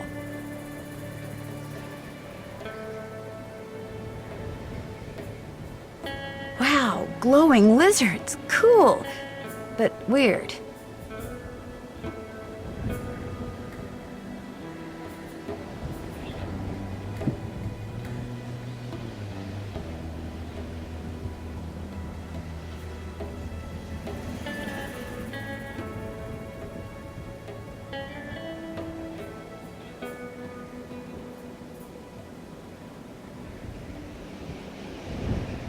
Now it's pointing toward purple.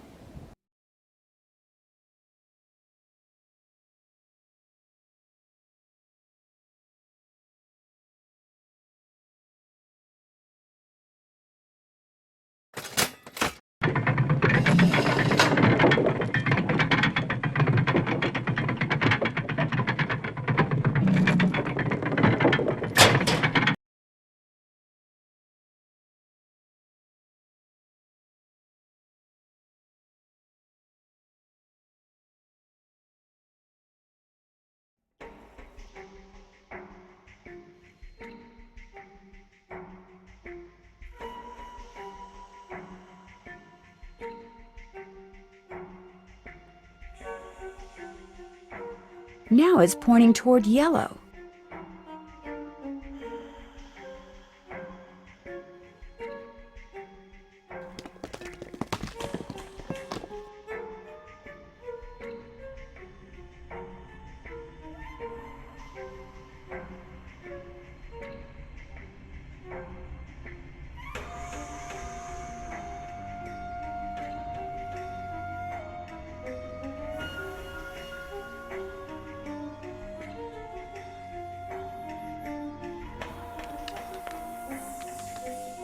Wonder what that's doing there.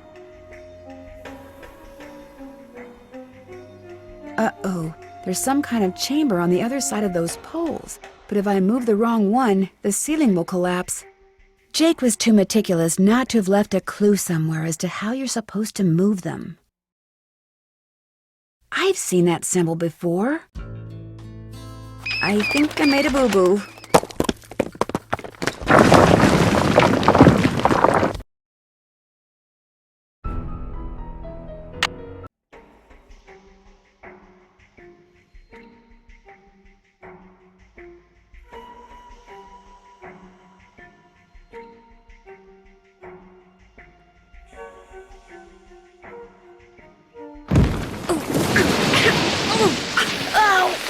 Oh, man. Another symbol.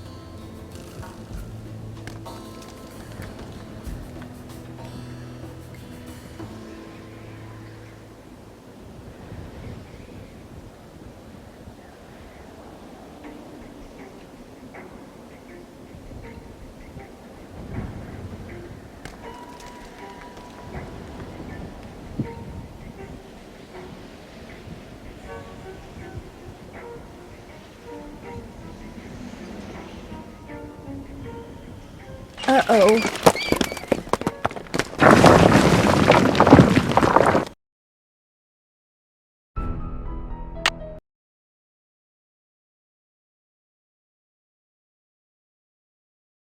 Okay, so far so good. Next.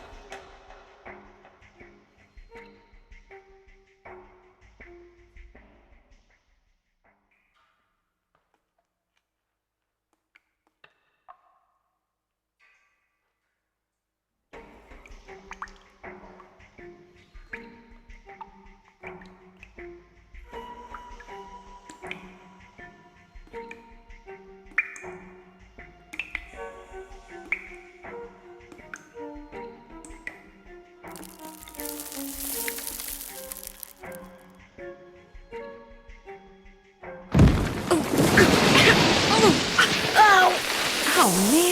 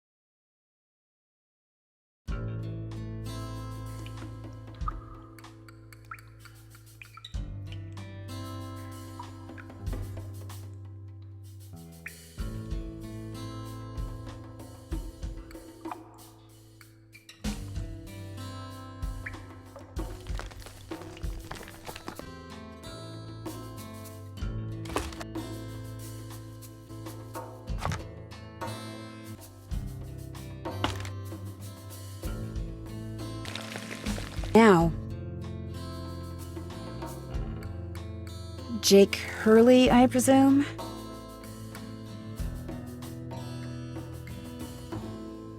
Camille. It figures he'd be carrying a picture of her. There's something underneath it.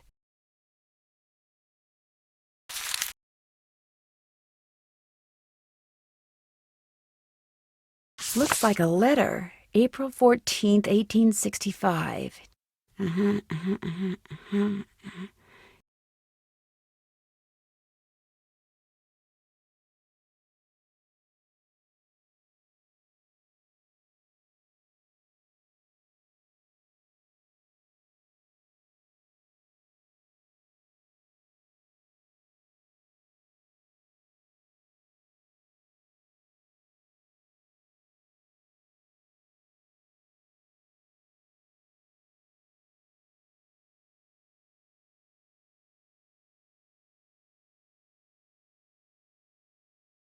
Your humble friend, Abe.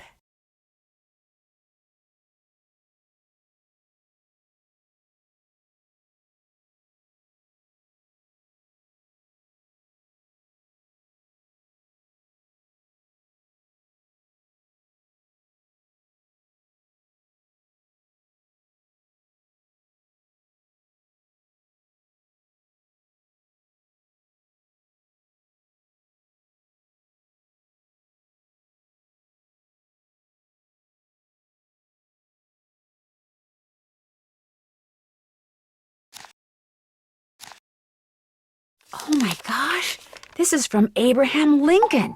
And April 14th is the day he was assassinated. This letter must be worth a fortune. That's just what I thought, too. See, what I didn't tell you when I gave you that letter Jake wrote to Ruth is that I also found his diary, which is how I found out he'd gotten to be friends with President Lincoln, and that he'd gotten a letter from Abe that he knew would be so valuable someday that he always kept it on his person. Can I have it? Sure. See, I knew if we could just find Jake's body, we'd find the letter. And you did it, Amy. You did it. I'm going to be famous. Good famous for once. So you never really cared about finding Jake's mine? Nah. I mean, it would have been nice if it was filled with gold and silver and stuff, but this is what I was really after. And you followed me because you didn't trust me? I trusted you to find it. I just didn't trust you to give it to me. And now that you have, you know, I'd really, really be famous if I could say I found this all by myself. But even if I got you to lie for me, how do I know you'd keep lying? Oh my gosh. What if there was like this cave-in and we were trapped, but I was the only one who made it out? Excuse me? Oh my gosh! That way I could not only say that I found the letter, but that I tried to save you. Only you did something stupid, and it was all I could do to save myself. Oh my gosh! I'd make the national news for sure, and people would say I was smart and resourceful and courageous even. Lori, you can't be serious. That's crazy. You don't understand. People are finally going to respect me. I have to do this. Sorry. Lori! The opening's blocked. I'm trapped. I'd better get out of here before something else caves in.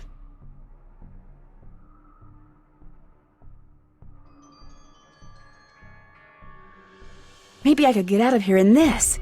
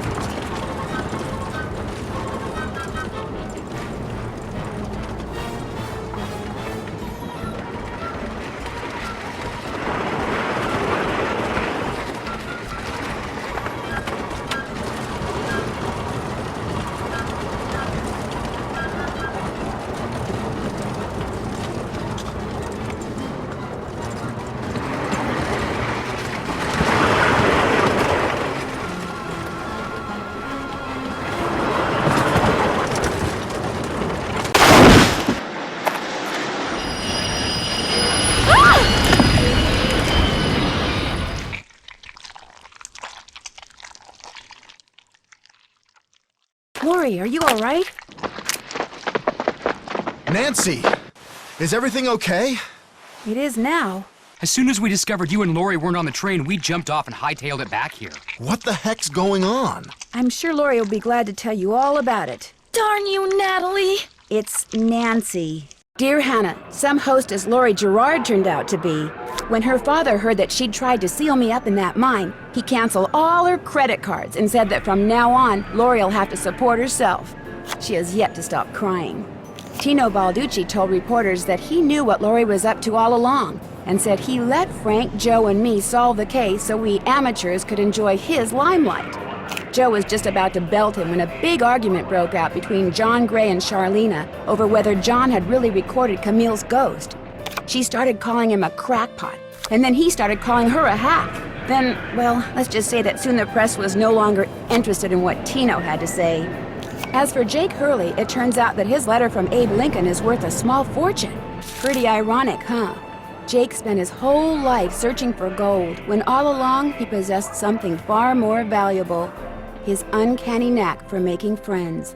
Love, Nancy.